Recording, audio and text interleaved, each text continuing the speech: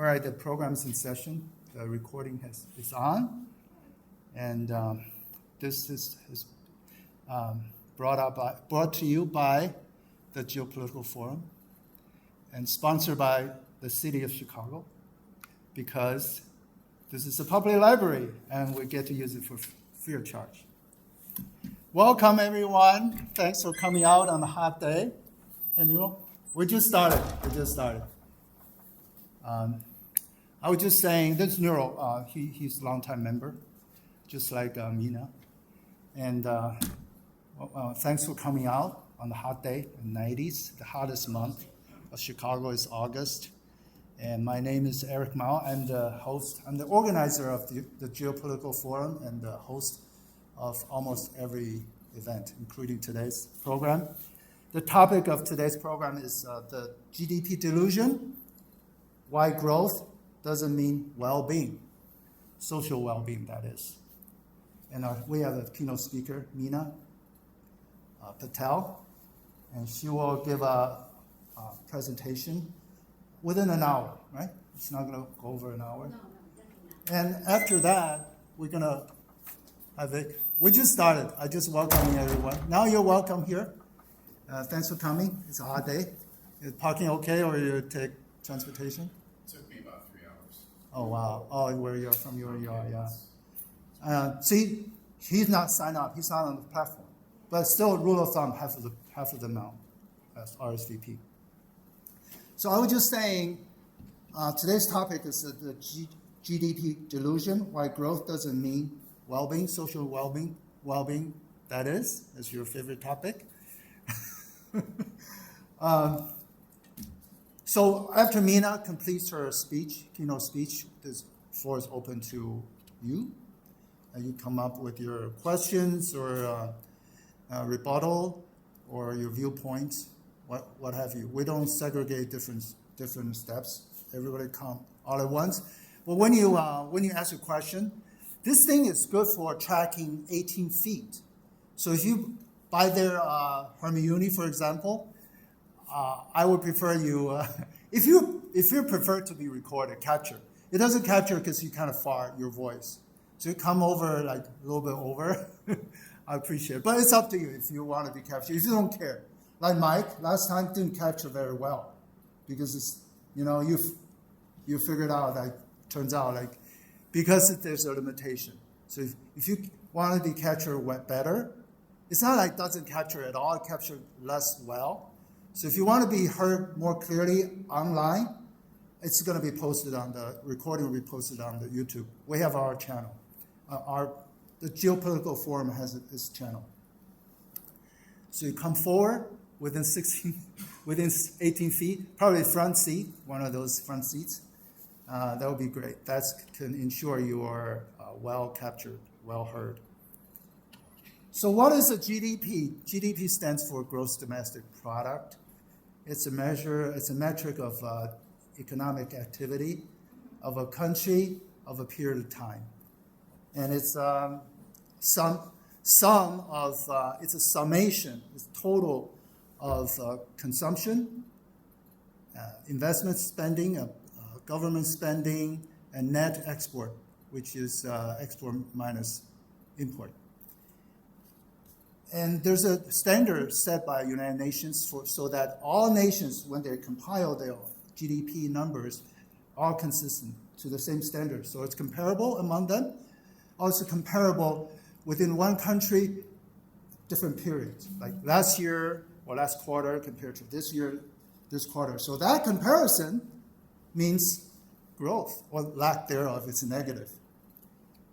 But today's topic is about that doesn't manifest. GDP is, the well-being is not manifested by GDP or GDP alone. So what else? What other factors, what other important factors in the well-being of the people? And what other metrics can possibly give us a better idea of all the important factors? That's what Mina is going to discuss with us. Also, more importantly, what strategies, policies, governance levers can we use to help push up the social well-being of the society or of the country? That's a very important question, and Mina will share his analysis. And Mina is an expert on this topic. She's a cutting-edge thinker and advocate on this topic, so we're lucky to have her today on this topic. So again, after her speech, we can hit her with anything. But hold your fire until the end.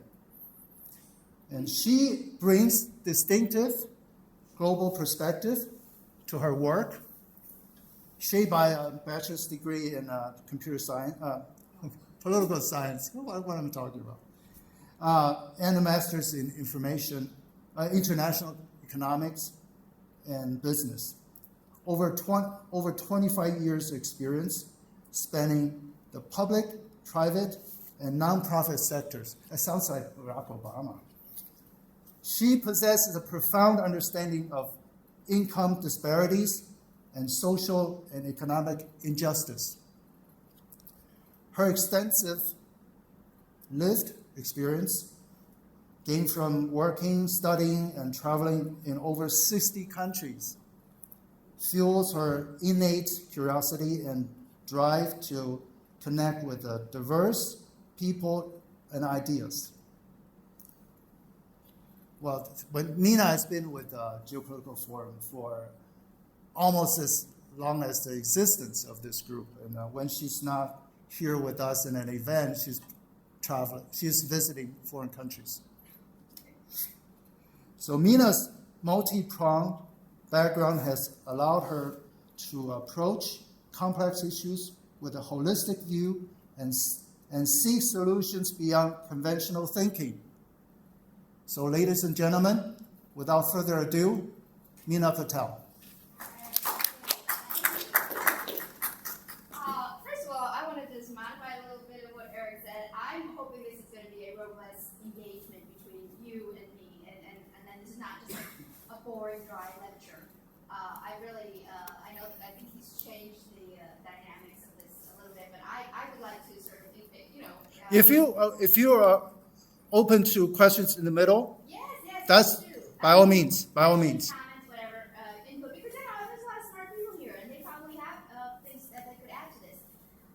Because this is not my area of expertise, but this sort of started from a conversation I had with Eric. But really, the backstory is that I live in a high rise, and I see all these Amazon boxes in my garbage area, and I just see this rampant consumerism. And I think, where is this going? Why are we consuming so many things? And then I see, Apple's come out with a new iPhone, and where is all this growth going? The other side of me is that I worked for a long period of time in the nonprofit sector, and so I've worked with every marginalized community you can think of, and I see the disparity, and I see that even though we have all this economic growth, it's not trickling down to some of these people. So this is just sort of an interest of mine. And I thought when Eric and I discussed something to discuss, a topic to discuss, I sort of thought, I want to know more about this, and I'm gonna research it a little bit and then make a presentation on it. So that's why I'm here. And I'm really happy to see so many people here on a Saturday afternoon in this heat in a very remote location. It's in my mind. But so I know Eric has already sort of given you a definition of GDP and GNP, but I kind of want to go over it a little bit so that I'm going to provide sort of a framework.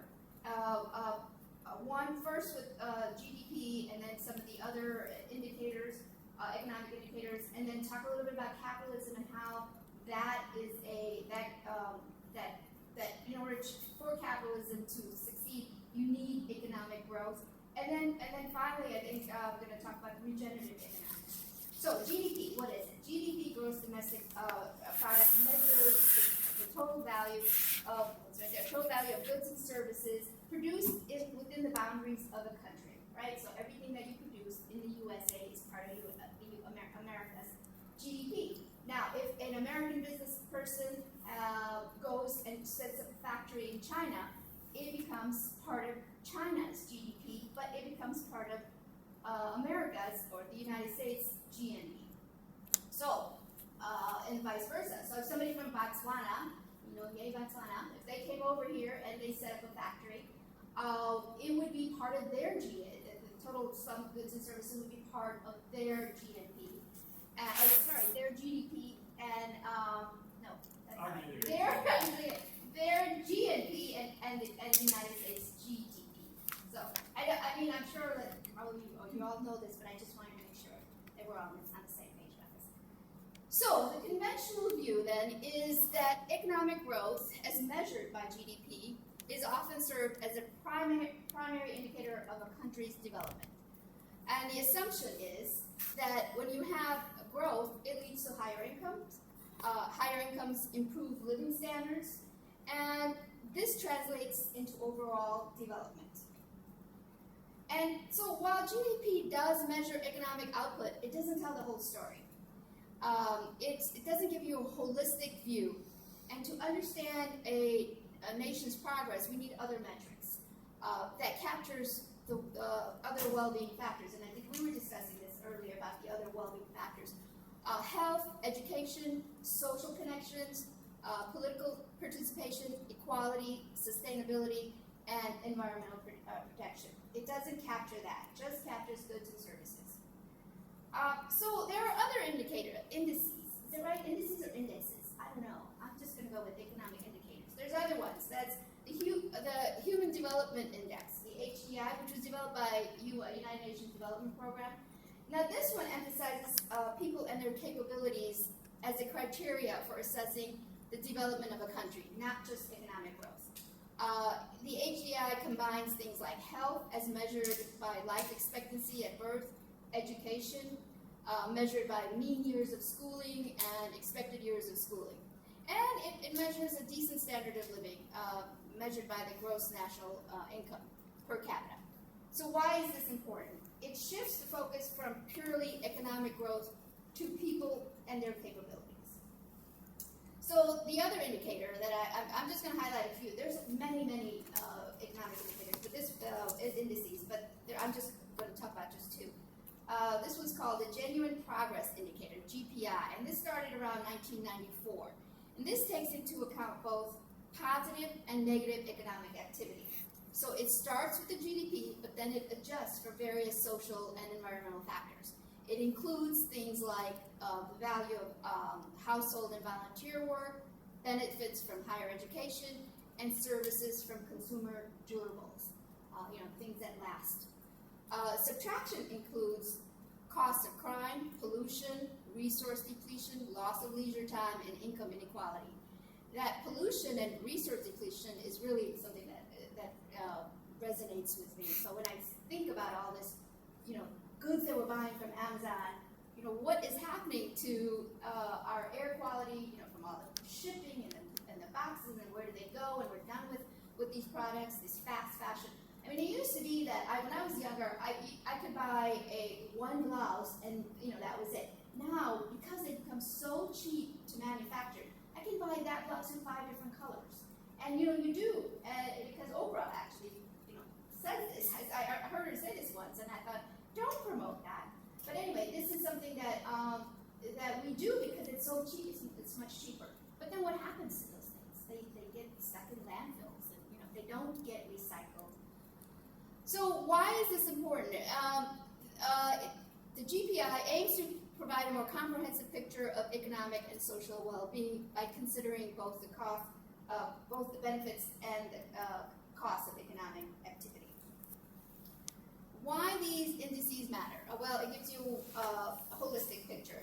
These indicators provide a more nuanced and complete picture of a nation's development, which allows policymakers to address not just growth, but equity, which what I talked about earlier, quality of life, and sustainability. So here's a breakdown. So I was looking at the GDP, the GDP growth rate, the billionaires per country, the GNI index, and the HDI rank. So I just talked about what the HDI is. And HDI is the HDI. Let's start from the far right or left. HDI rank is the rank of countries. So there's 193 countries, and if you look at, say, Iceland. Iceland ranks very high on the HDI index. It's number one. Their GNI per capita is 78,000. Billionaires, only one billionaire apparently in Iceland, and their growth. They only have $33 billion in GDP. This is 2024 numbers. $33 billion, which is a very low number. And they only have a population of 500,000 people. Yes, hold on a second. But where everything is adjusted for population, isn't it? In the end, so Exactly. it's. But you're right. I mean, it's adjusted. So the U.S. then is the highest, $27 trillion for GDP. In 2024, the growth rate is 2.8, and there's 902 billionaires in America, and the GNI is 83,000, but it ranks 17 in the HDI index. So that means there are all those things that the quality of life that in terms of health, education is lower. I mean, it doesn't rank as highly as their GDP. And India is the biggest disappointment, really. I mean, look at it. It's got it's $3.5 trillion in GDP, 6.5% growth rate now. Everybody's talking about how it's the emerging economy. 6.5%. Okay, because they have a long way to go, so 6.5 makes sense. But they have 205 billionaires. Look at what their GNI income per capita is. Shameful. Absolutely shameful. $2,650 per person. Right? That is shameful. Right, and that somebody heard what happened. All right, I guess I have to keep doing this. And they rank in the HDI index 130 out of 193 countries. 130. That is like bottom third. And I mean, and yet we are all, we've all been led to believe that their GDP is going up, their growth rate's going up, but it really doesn't translate into the social well-being of the population. It just doesn't. And I know they have 1.4 billion people, but they do have 205 billionaires, which is a third of what America has, and America is much higher in terms of the GNI index and also the HDI. China is another interesting example. They had 17.9 GDP trillion dollars, 5.5%. They have 450 billionaires. Now this always makes me wonder, how do they have 450 billionaires when they're like a sort of a socialist economy with a lot of I don't get it. I'm still, if anybody has some, I'd like to understand that a bit more, and I'm sure Eric has a lot to say about that. And there you have a 13,660 per capita income. And they rank 78, also not very high, but not as bad as India. So anyway, these are just to show you that GDP doesn't necessarily translate into social well-being, right? Because all these other factors, I think I made enough. I just made this other slide because, I don't know, it's getting fancy. But just the comparison of the billionaires and per capita. I mean, again, I'm really just down on India right now with this is just the same as the other slide, but it's basically just showing you how little India has achieved for most of its citizens. Sure, for the 200, whatever the number is, 205 citizens, the billionaires, they've achieved a lot. And that one billionaire, the richest person in India is Mr. Ambani, and he has, I think, $110 billion.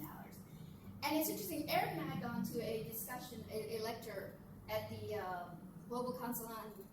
Chicago Council on Global Affairs, and there was a professor there from University of Chicago who was the former finance minister of India, and he talked about how these billionaires amass wealth. There's just a lot of corruption, and it's not just paying low wages, but it's also just like getting all these bids. They're bribing politicians to win bids for contracts, for government contracts. Now, these contracts, if they were going to like mid-level entrepreneurs, that could actually build the wealth of the country. This was something that I remember he said, and it really resonated with me because people have no way of going out, no way of building wealth, so they will come to places like America and Western Europe and wherever else the opportunities, because they're not getting opportunities because these billionaires are bribing politicians and taking these opportunities. These metrics, I'm curious, right? Because when we have if you go back to the previous 2 slides back, something like these averages, they kind of wipe out a lot of other information. And I'm curious if there's any data that shows maybe these types of metrics by income bracket. Because like a country like India with like 1 billion people, yeah, of course there's lots of people in poverty, it's absolutely terrible. But if there was maybe more of a granular breakdown, right, maybe it would demonstrate that there are portions of the population that are improving. Or same thing with the United States, right? Like, yeah, we're 17th in the rank, but I bet depending on income bracket or depending on geographic location, there's going to be like heterogeneity there as well. No, there is. I would just say that the disparity in India is just larger. Where And I think there is, of course. I mean, as I said, I've worked with marginalized communities in Chicago, and sorry. Well, no, I finish your answer then. I think, and I do agree that there. I mean, I don't have that level of information because I was trying to present a broad picture. But no, there is. I mean, with 1.4 billion people, there is a middle class. I mean, it's a small middle class, and they do have some wealth.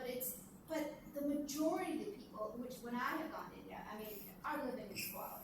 There's a lot. I mean, with 1.4 billion, there's, I don't have the numbers for that, but I mean, everywhere around you, you'll see one person doing well, and everybody else is just, servants and living in squalor. I mean, I worked in the slums of India, in Calcutta, and I can see, I mean, and I actually was born in a small village in India, and I go back every 10 years or something, and that village hasn't improved much. They recently got indoor plumbing. Very recently, like 5 years ago. Yeah, because maybe if there was something showing like the dynamicism, you'd be more optimistic. But if things don't change, it's like more rigid, right? And then that's concerning. Yeah.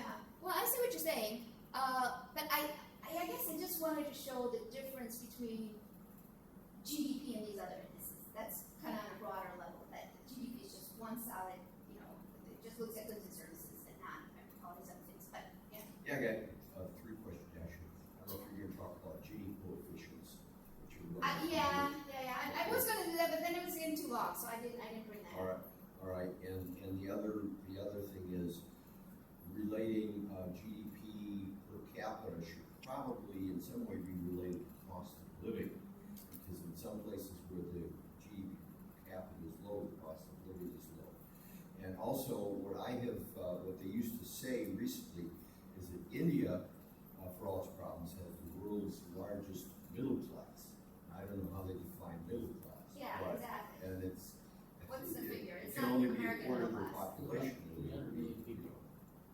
What's that? The middle class of India, from some of the stuff that I've read, is about anywhere from 250 to 300 million people.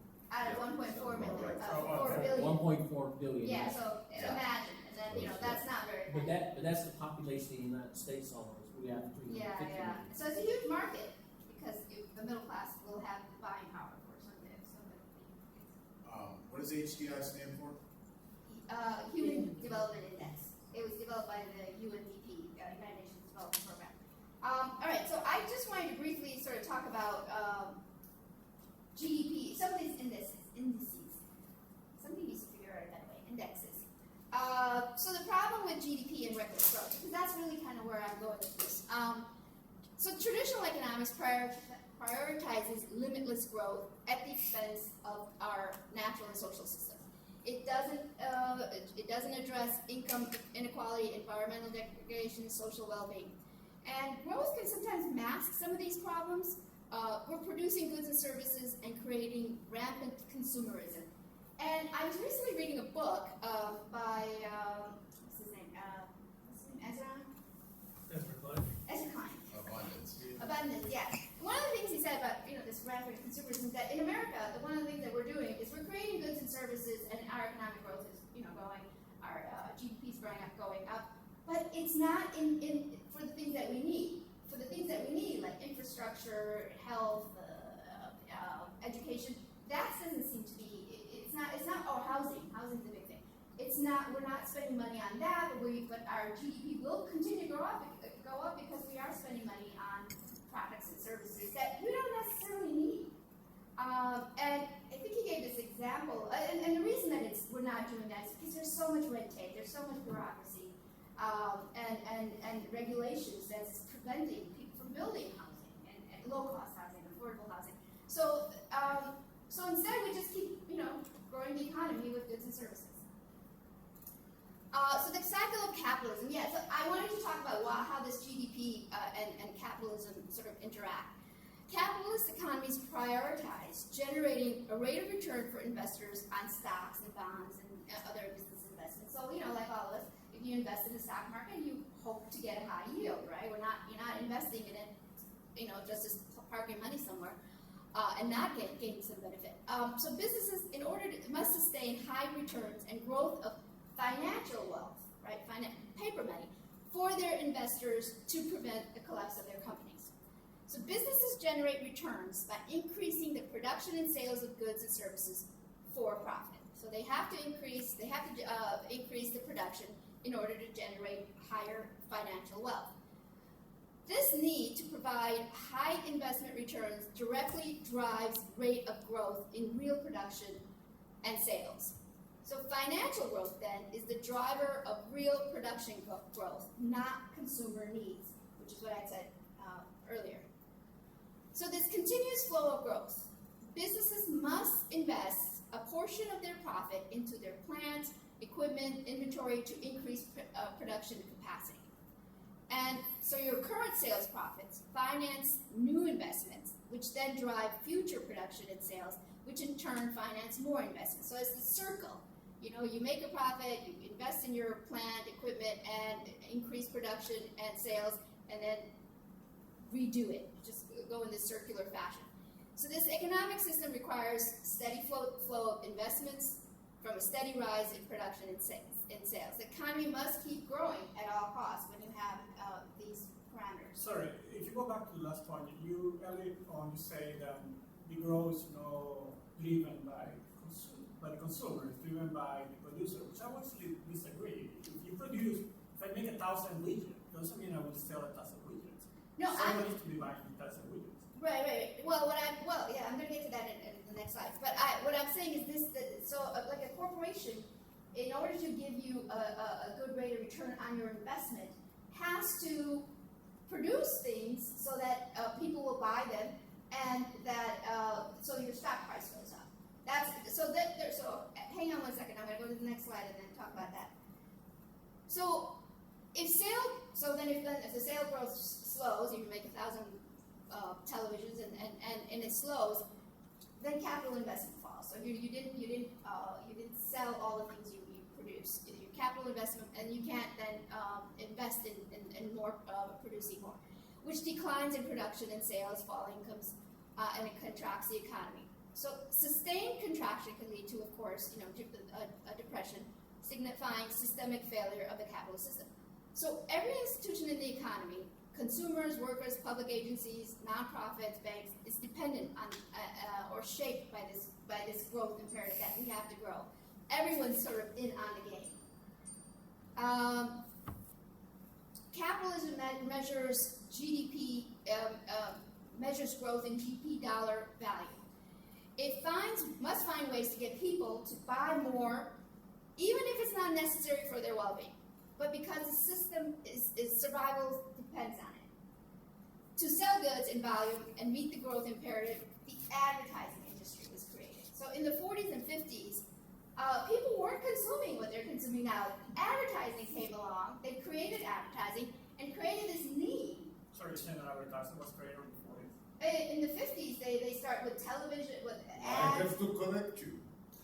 Yeah, go ahead. It just happened. I read de Tocqueville, Democracy in America. He visited America in 1831, and he claims when he opened the American newspaper, 85% of that there was advertised. And this is what year? 1831. Yeah, we have half And advertising. occasionally there were some other articles.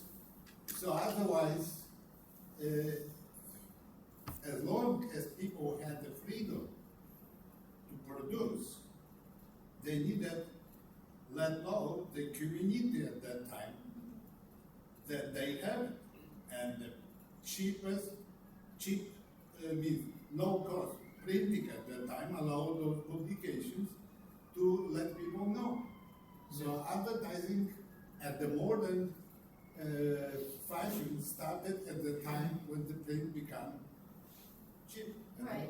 Can I respond to that? Sure. I don't know how well documented this is because I've not read the books, I don't know the research, but I have been told, and I think what you're referring to, Mina, is that sometime around the end of the First World War, maybe around the 1940s, as you say, there was a dramatic character change in the way products were advertised. Before, it was based on needs. You need a shirt? I have shirts. I can sell you shirts. Great. We can go into a business together.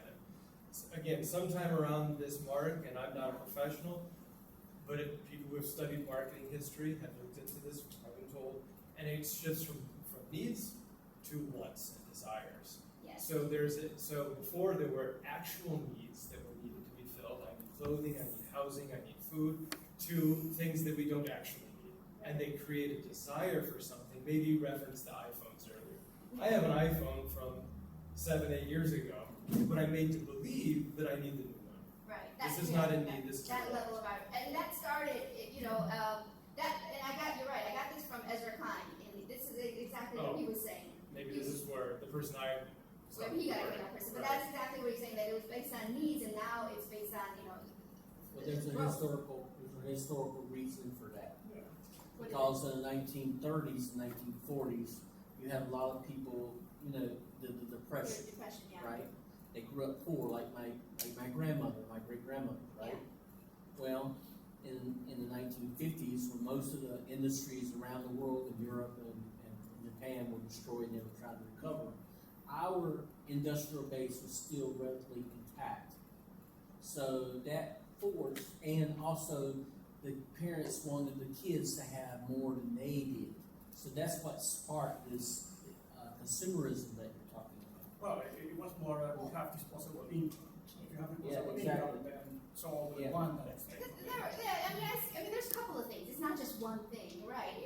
Disposable income, I guess your families wanting more because they could afford more.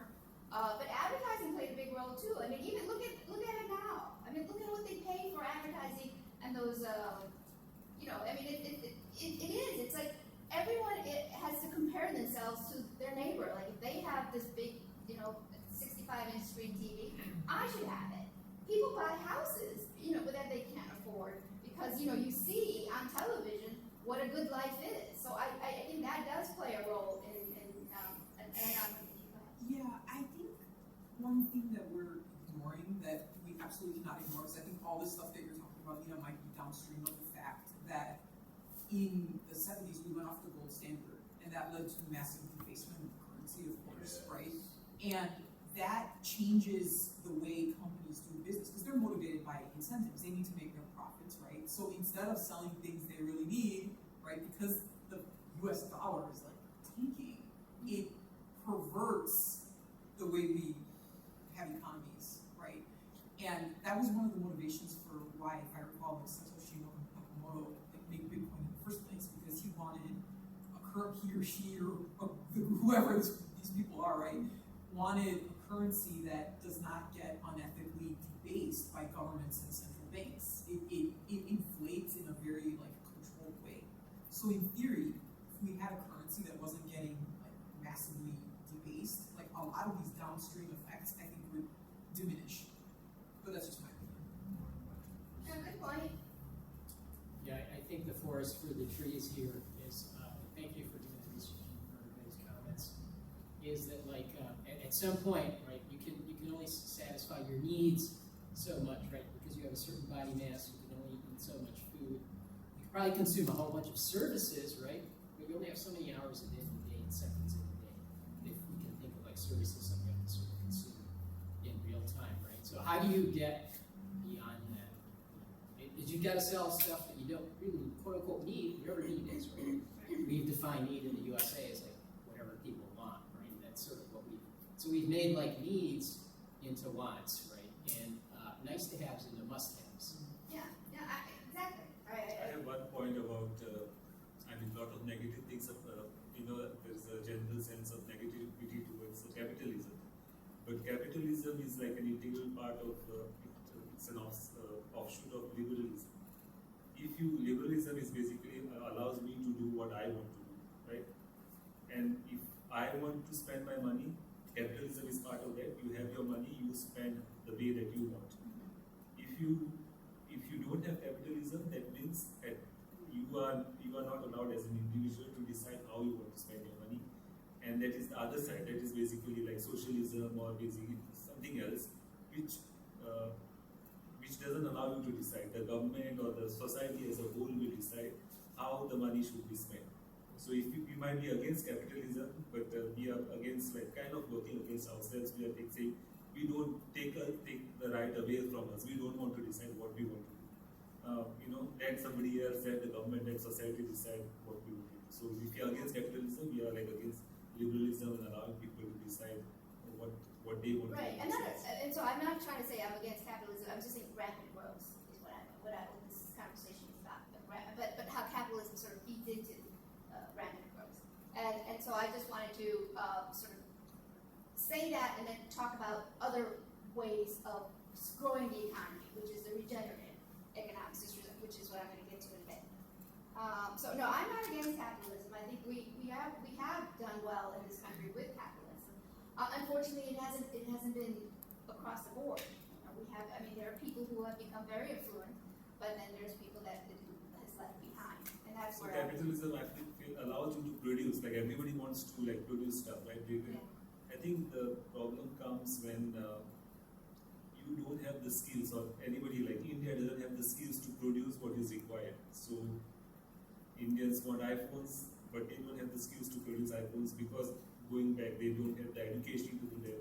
They don't have the education because maybe ultimately it reaches out to their culture, which maybe does not support like education.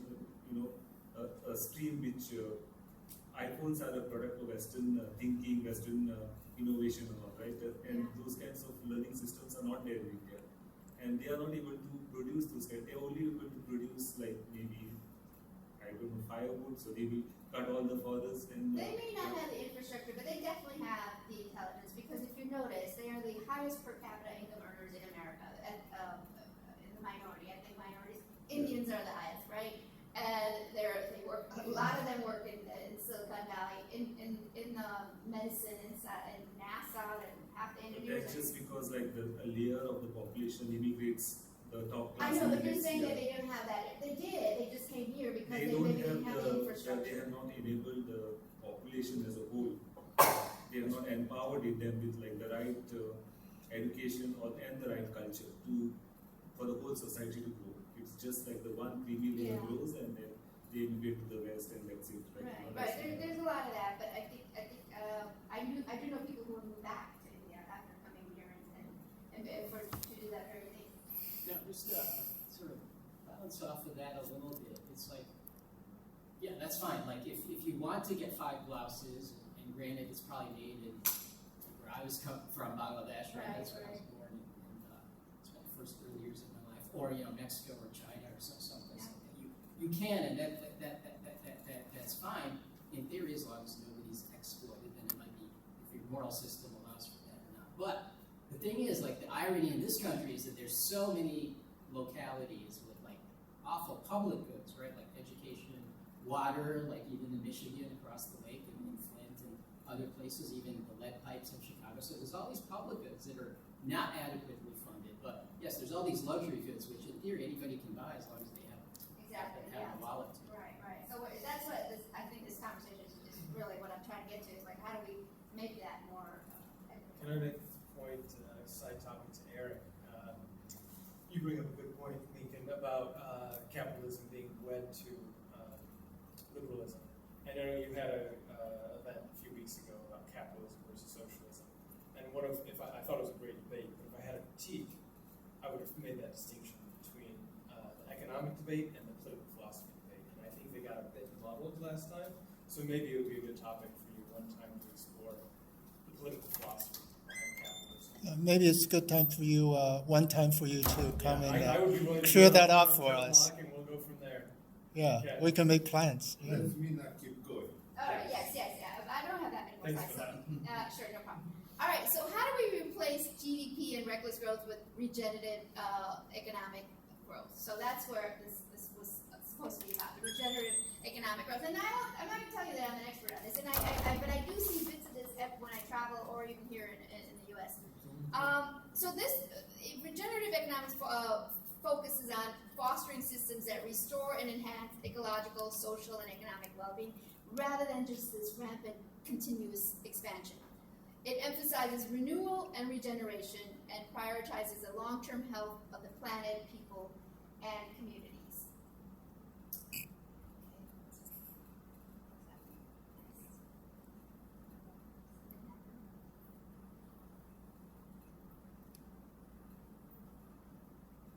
Okay, I don't know, I assume that, but anyway, so why and how and some of the actions. So holistic thinking, it requires holistic thinking, seeing the interconnectedness, not just things in isolated parts, and it requires a collective participation. So this is the hard part, right? Getting governments, the businesses, communities, and individuals all kind of coming together. I mean, just like in the economic growth, we are all in on that. Like, we are consuming it. If somebody makes a product, we consume it. You know, they gain profit. Their stock portfolio goes up. We're all part of that system. So why can't we replace it with a different system that is better for everyone?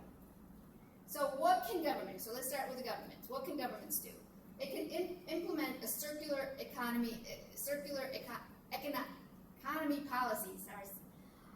Make the producers responsible for the entire life cycle of their products. So incentivize durable, repairable, and recyclable designs. They can have regulations and financial incentives for businesses and consumers to minimize waste and maximize recycling and composting. I think some of it's being done. I've been to some places where some businesses are taking back things that, and then they'll recycle them, but you have to send it to them. So there's a whole thing involved with that. They can provide tax breaks and subsidies, support for regenerative agriculture, renewable energy adoption, and sustainable technologies.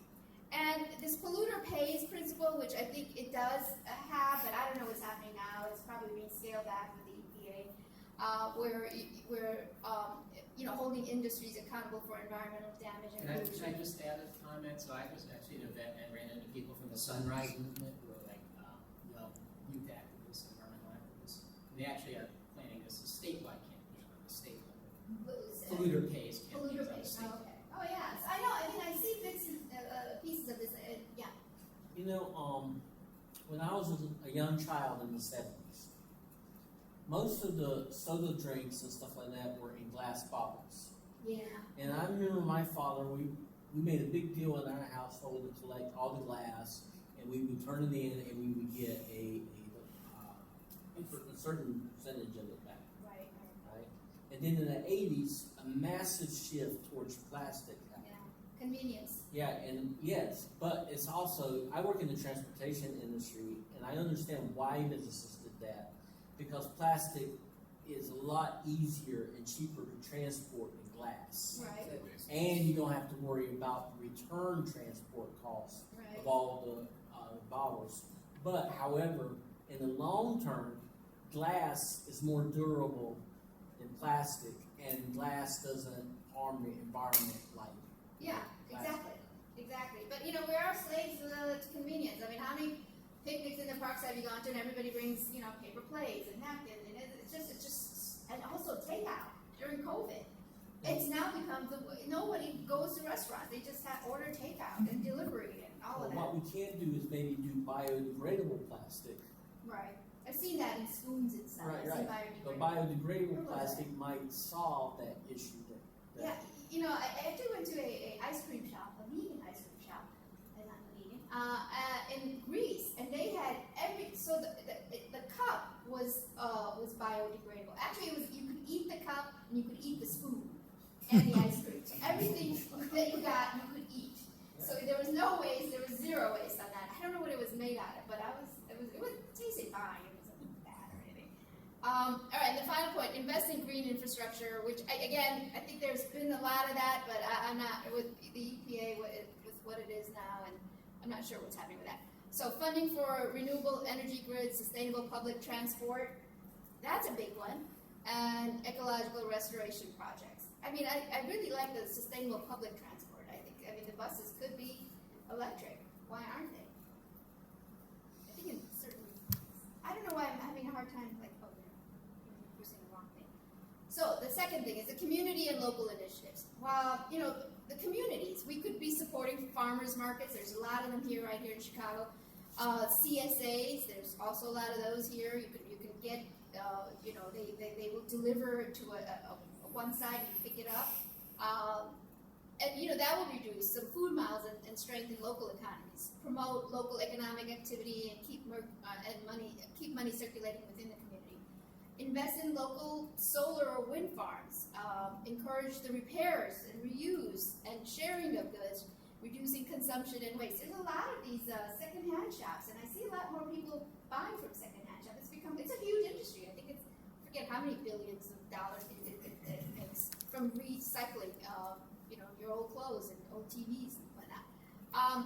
And we could, as communities, we could ensure affordable housing and preserve land for community benefits. And then the finance and investment sector. Shifting capital flows is crucial to funding regeneration. So regenerative finance would mean prioritizing restoration, sustainability, and long-term resilience. So direct capital towards businesses and projects with positive social and environmental outcome. Now these are it feels like it's a pipe dream, but there needs to be some strong will to do this. Issuing green bonds and sustainable funds. I think there's some of that right now. They don't make a lot, I'll be honest, but they don't. Your rate of return isn't great on those, but they do have sustainable funds if you are an investor. So invest in companies and projects committed to environmental and social responsibility. Shift investments away from the fossil fuels and other industries that deplete natural capital. And provide favorable terms for regenerative businesses and projects that offer long-term systemic benefits.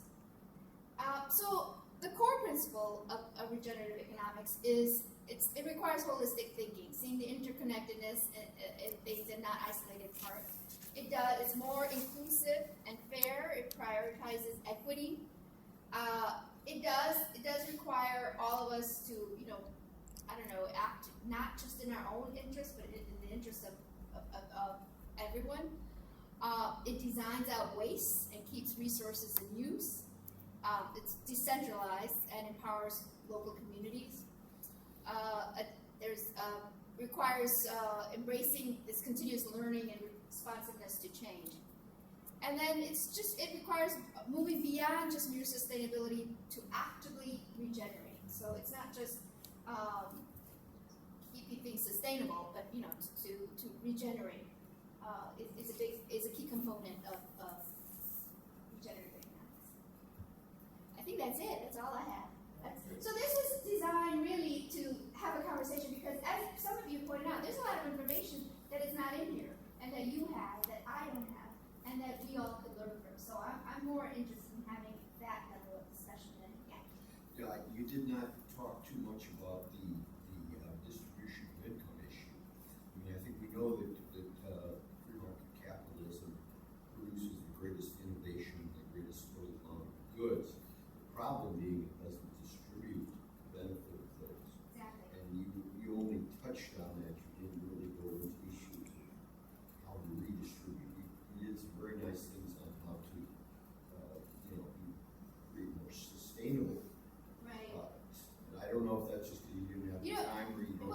I was trying to create a broad discussion about this, but I actually was at the World Bank for they had these nonprofits come in and give lectures. I remember hearing a discussion at the World Bank about this very thing that they had all these projects that they were gonna entrepreneurial projects in developing countries that they were going to start. And then somebody brought up that question, like, but what about the rest of the people? It was I forget which country, but it was a developing country. And somebody asked the question, but this doesn't really alleviate poverty, it doesn't alleviate income inequality. And the guy said, well, that's for the government to do. He just said it like that. Well, the government will take care of that, from the taxes that all this will generate. And I don't think that's We know that wealthy people really pay their fair share. right. And I thought, well, that's a bogus answer. But nobody called him out on it. But you're right. There is. We do have a lot of safety nets in America.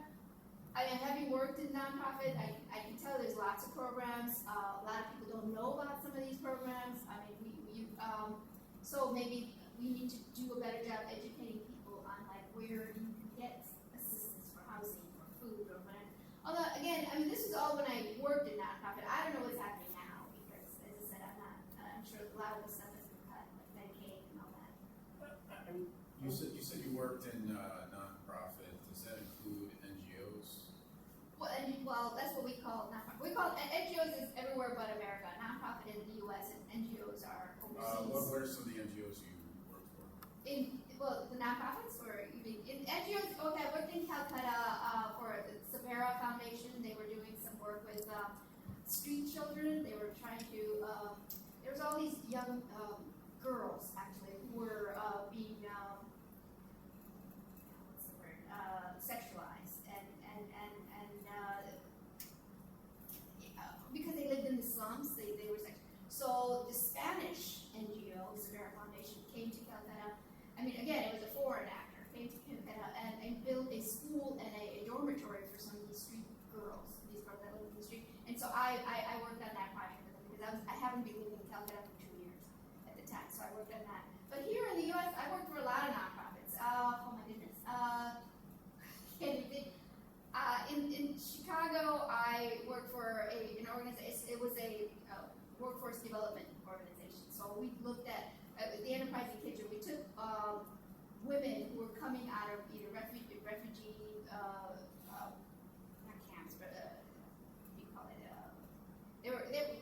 Majority of them were coming out of prison. Then they were coming out of domestic violence shelters and refugee shelters. And these women had really no skills to get a job. So we provided employment skills and social services to help them get back on their feet. So I was a director, and we actually ran it was a social enterprise. So we actually had a factory. We made soap and spa products, which we sold to various small boutique shops, which they made. So they were hired at a living wage, and they also learned job skills. And if they needed to get an education, we helped them get their GEDs or get into college if they already had their GEDs. So that was kind of an all-encompassing. How do you take a person who's really broken and doesn't have anywhere to go and help them get back on their feet?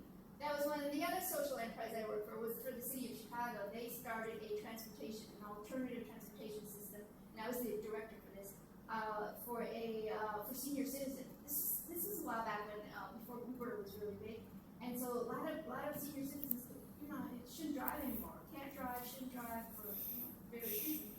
So we wanted to take their cars, but give them an option. So we had this public-private partnership to create a transportation system. So anytime they needed to go to the grocery store, doctor's appointment, or hospital, whatever, they would be getting. This was a pilot project which started in a rural area, and it really didn't work in the city of Chicago because there are a lot more options here.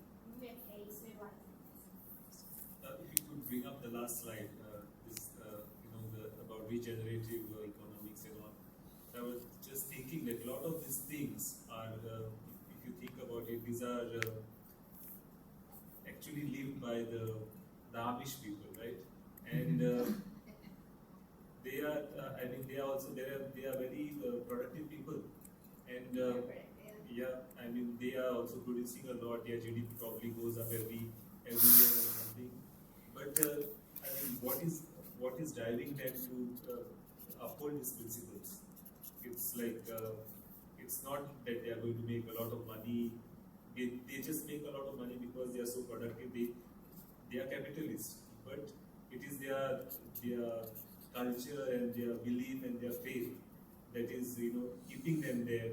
And because a lot of modern society has taken that away, so there is nothing.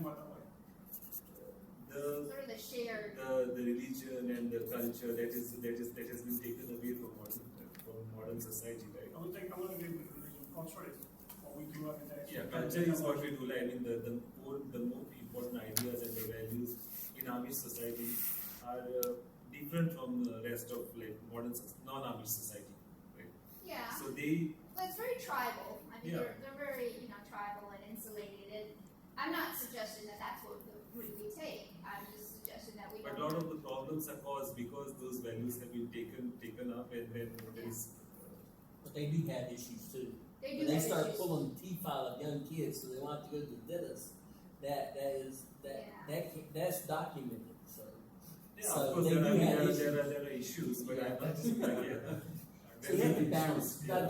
But the honest, we have a stewardship I think foundation. it's just referring to the sustainability aspect of it. What, No, I appreciate that there are other models than what we have right now, right? Because Yeah. it's very easy to be on the hamster wheel and think that this is the only way to do things. But to your point, there are other societies that do things, even within like the borders of the U.S. So, Yeah, I mean, and I'm not, in no way am I suggesting we go the Amish route, because I don't know that that's probably not the best, but there are other Yeah, but models. look, We so don't if have. you are a small society in America in general, I think people have control over their like schools, and if you go to India and all, there is the government takes care of everything. What your child studies, what somebody does, and then people blame the government. They would say government has not done this, government has not done this.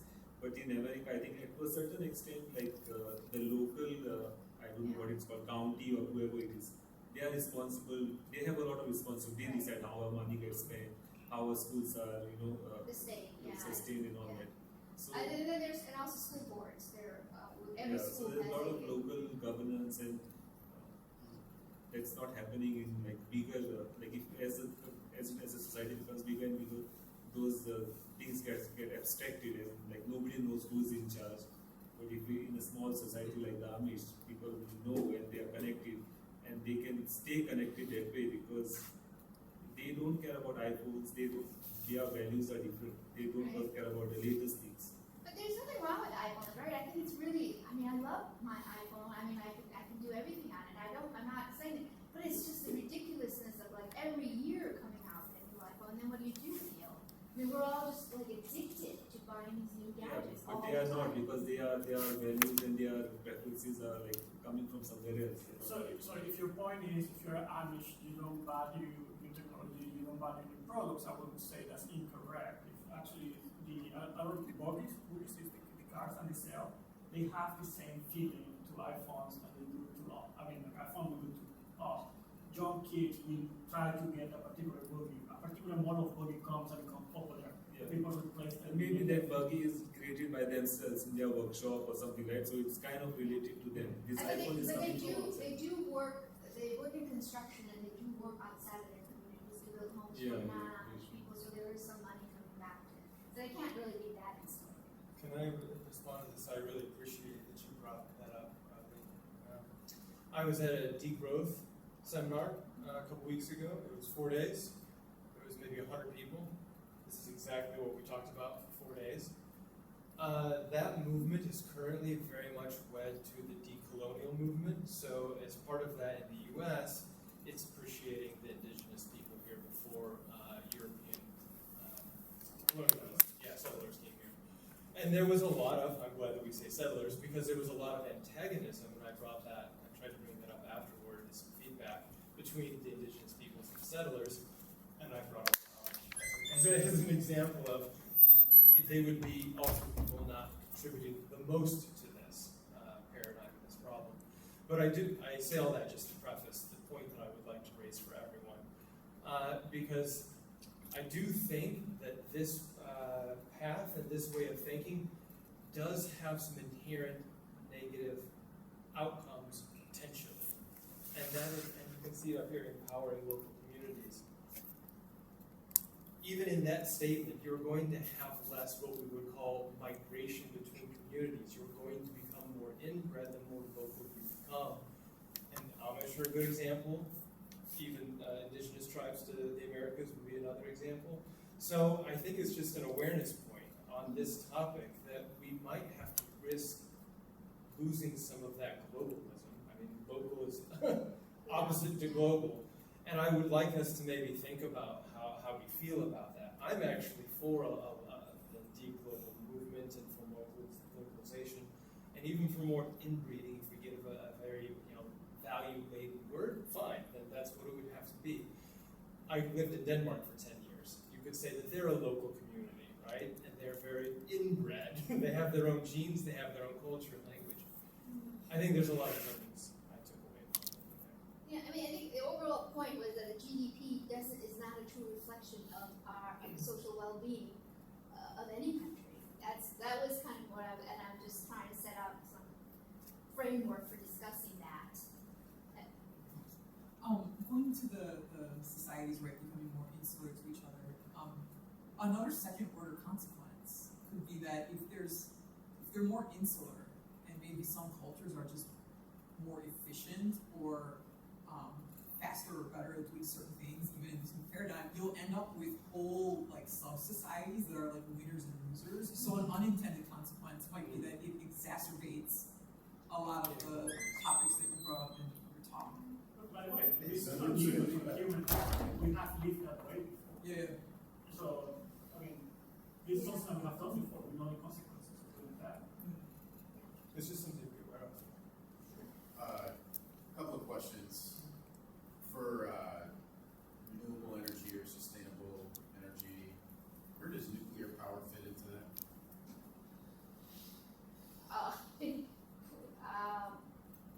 Yeah, I don't know. I mean, I don't know how I feel about it.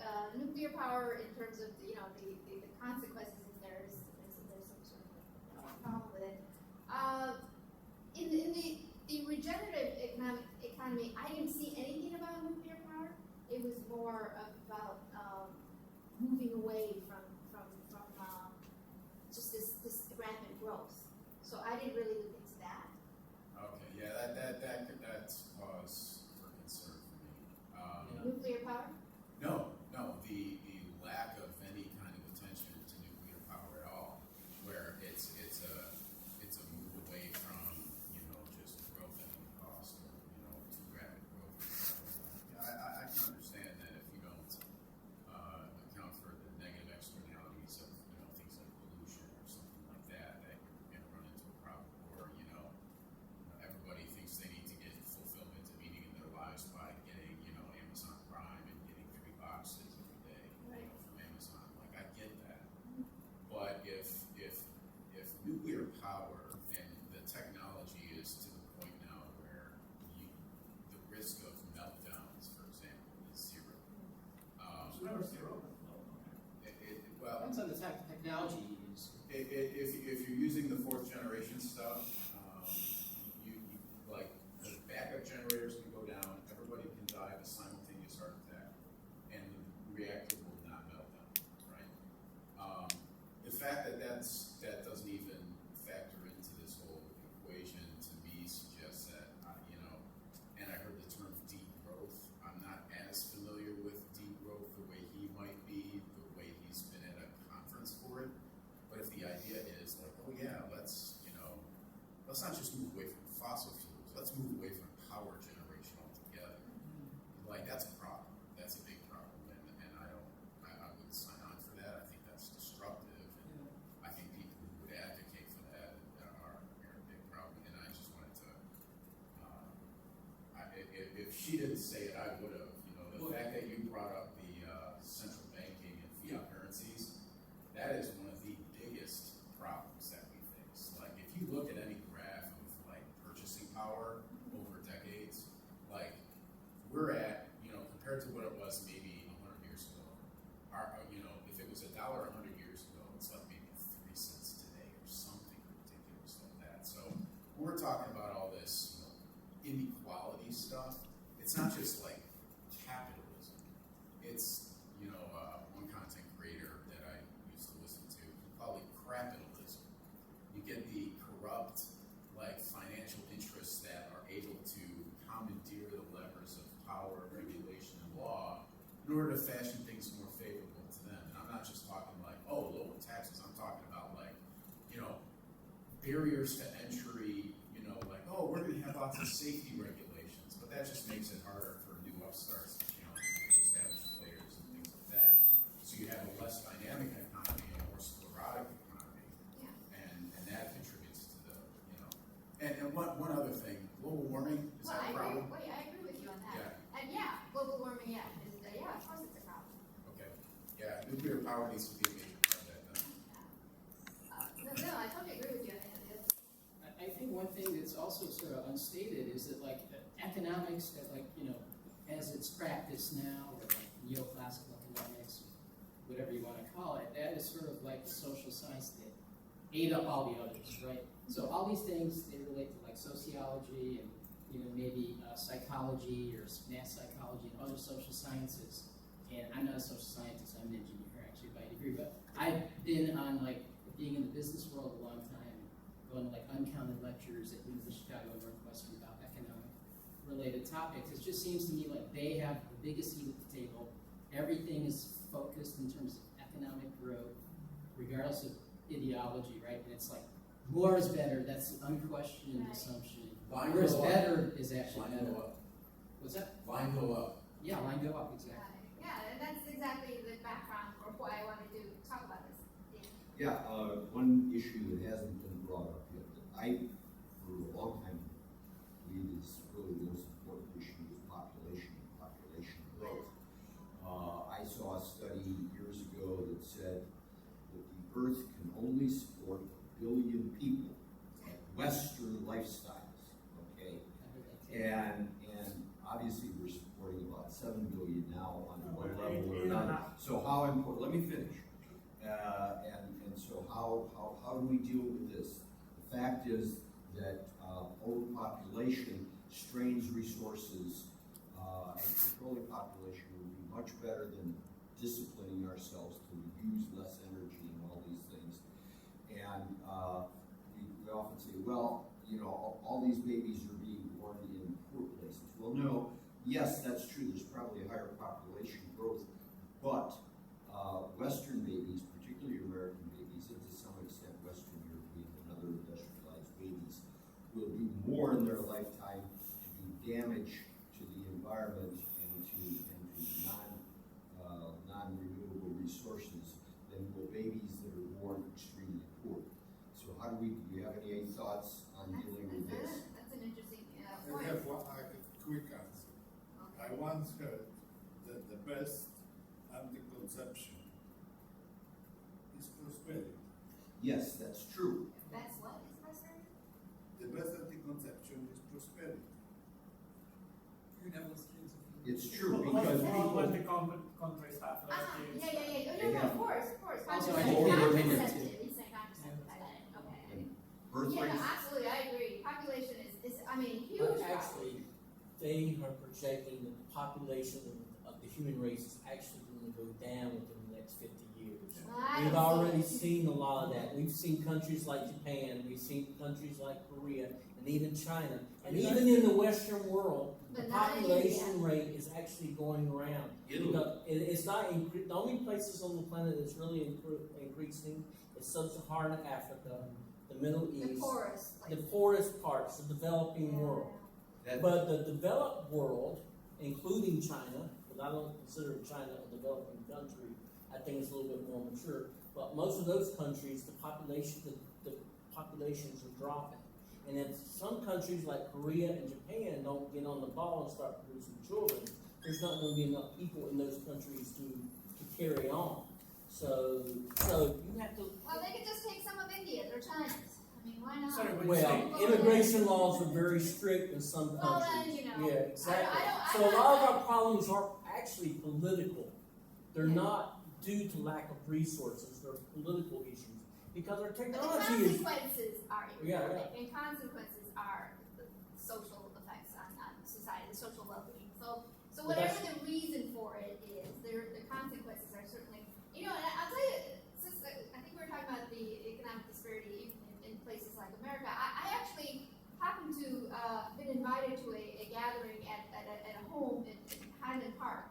And this was a $5 million home, 6 bedrooms, 6 bathrooms, private beach. 2 people live in this house, 2 people. And the very next day, I had to go to somebody's home to drop off something. She is somebody who works, she's a widower, or widow, and she works a full-time job, 2 part-time jobs. She lives in a studio apartment, so small that she doesn't even have room for a mattress. Like she has a kitchen and a bike that she has to haul up and down, to go to work in. This is a disparity within 10 miles. I mean, Highland Park and North Chicago and north side of Chicago are not that far. And then this is how, so I mean,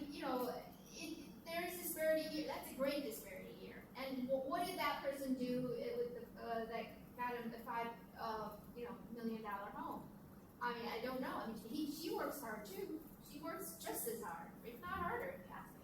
But the question isn't about how hard they work, Yeah. the question is what is the value they produce? Yeah. I get Like, that. I get can that. work hard, like breaking, concrete with a pickaxe Right. all day long, but that's not gonna generate as much value as like a Yeah. neurosurgeon. I know what you're saying. Plus, I also think I don't think it's inherently evil for a couple living in a $5 million house in Highland Park.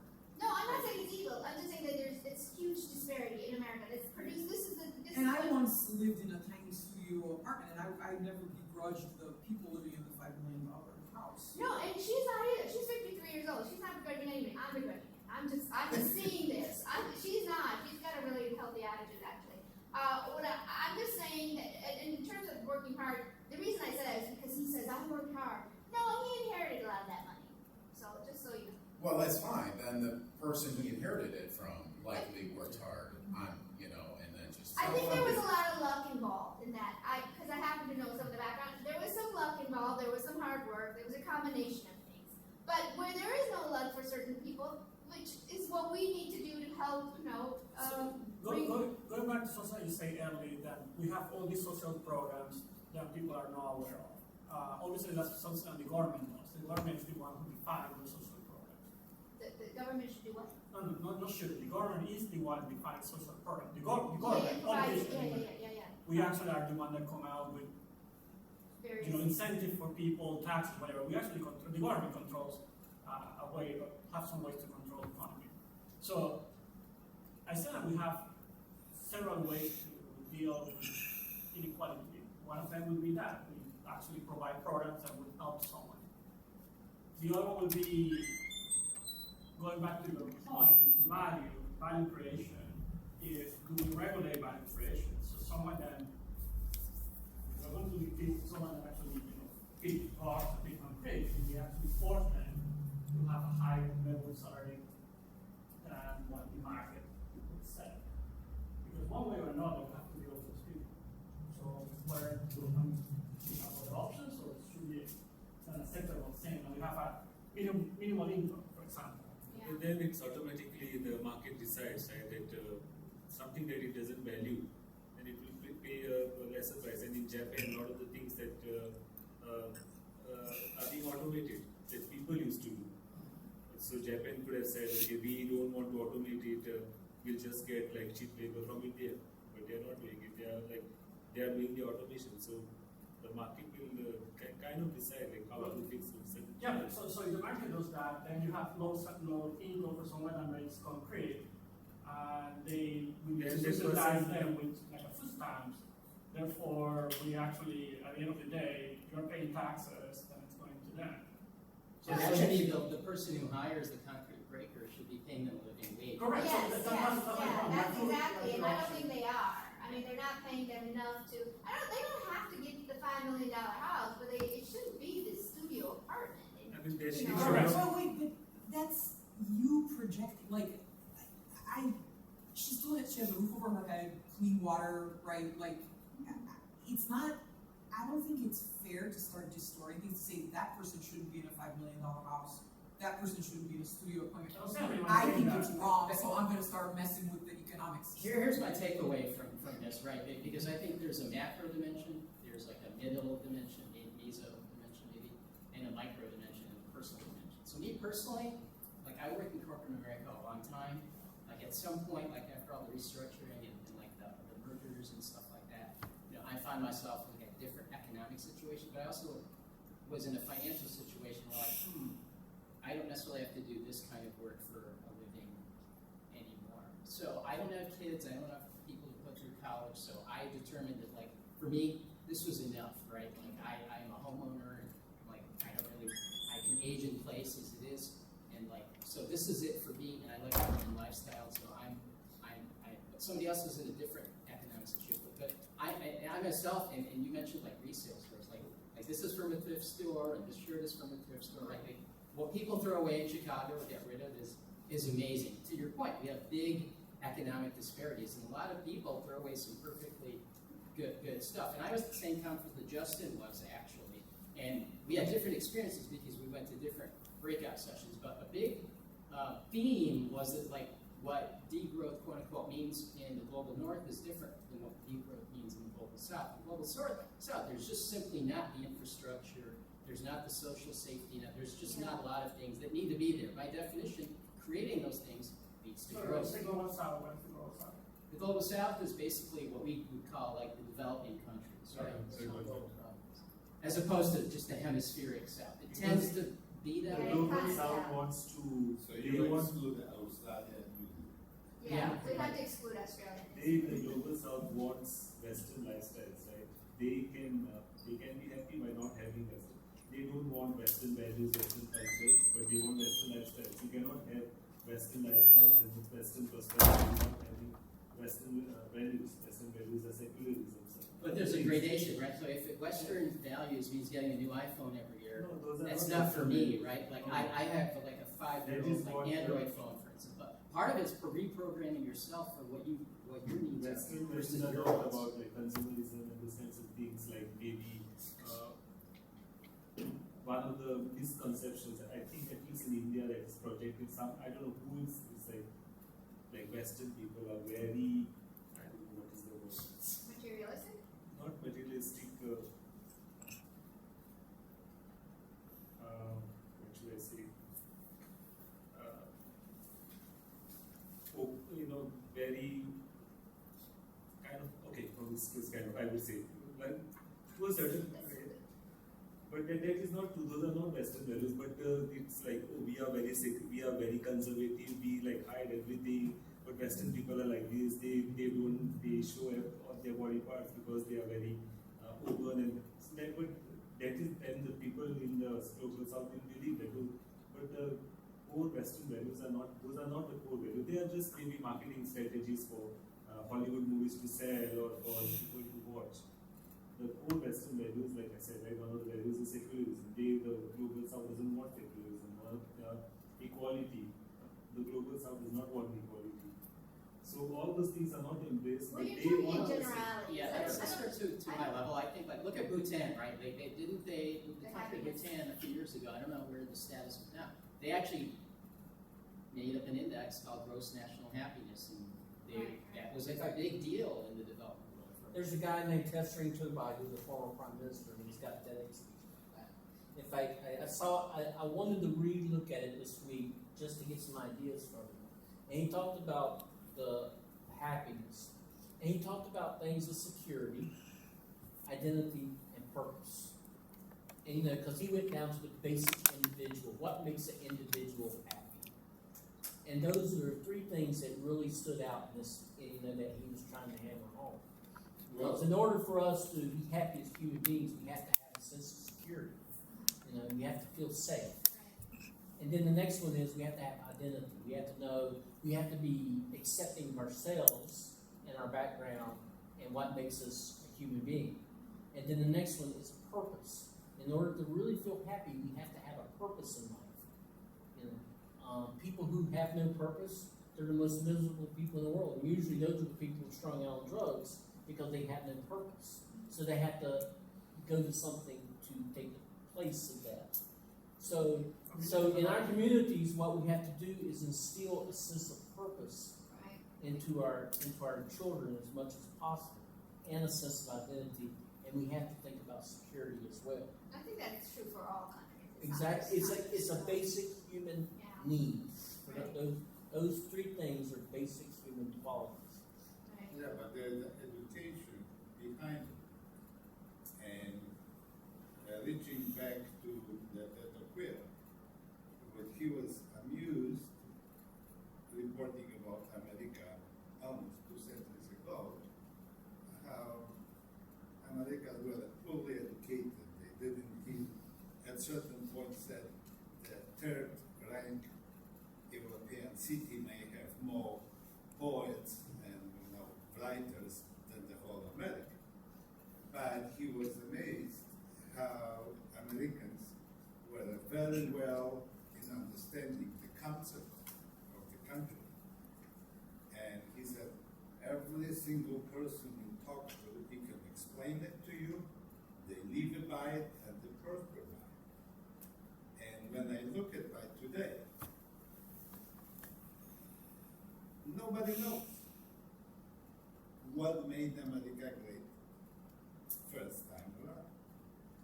And this is, if you look at the subject of your collection today, we can call it as a seeking for, ways to be prosperous in the future.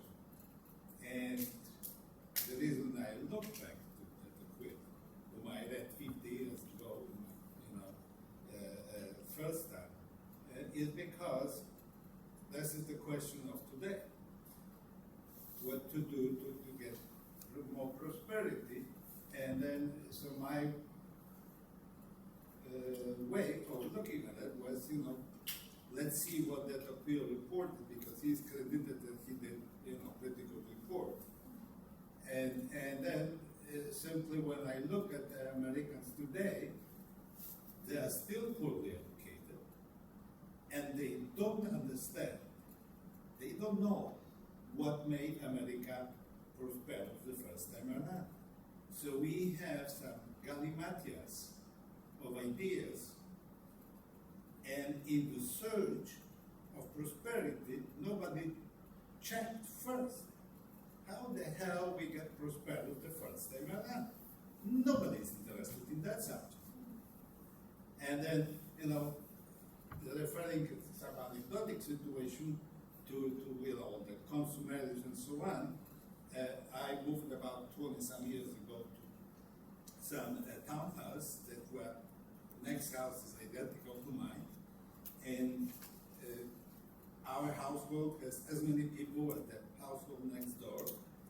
And I was once joking that, I don't know how, but they always had much more garbage, because we put the garbage in front every week, than we do. But then, when the housing crisis came, it just happened that I had some tough situations, and I needed to struggle a little bit, to don't lose the house. But they lost the house, so I thought it's okay. They lost the house because they have more garbage. They were buying more things they were not needed,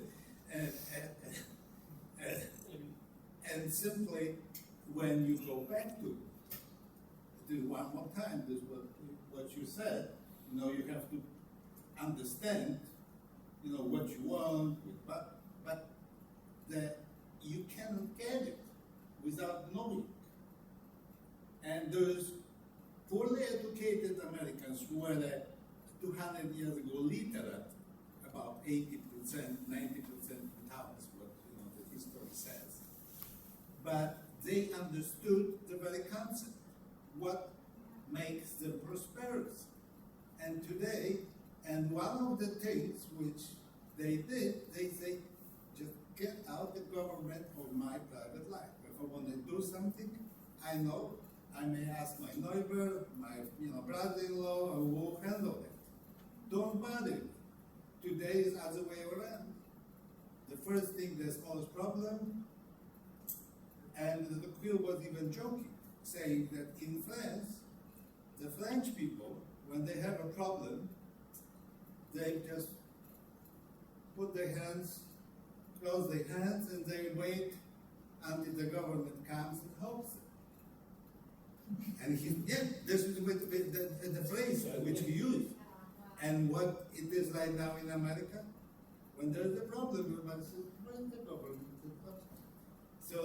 So with all due respect, okay, I understand it, but I think that resolving all those problems by looking at what made America great first time around.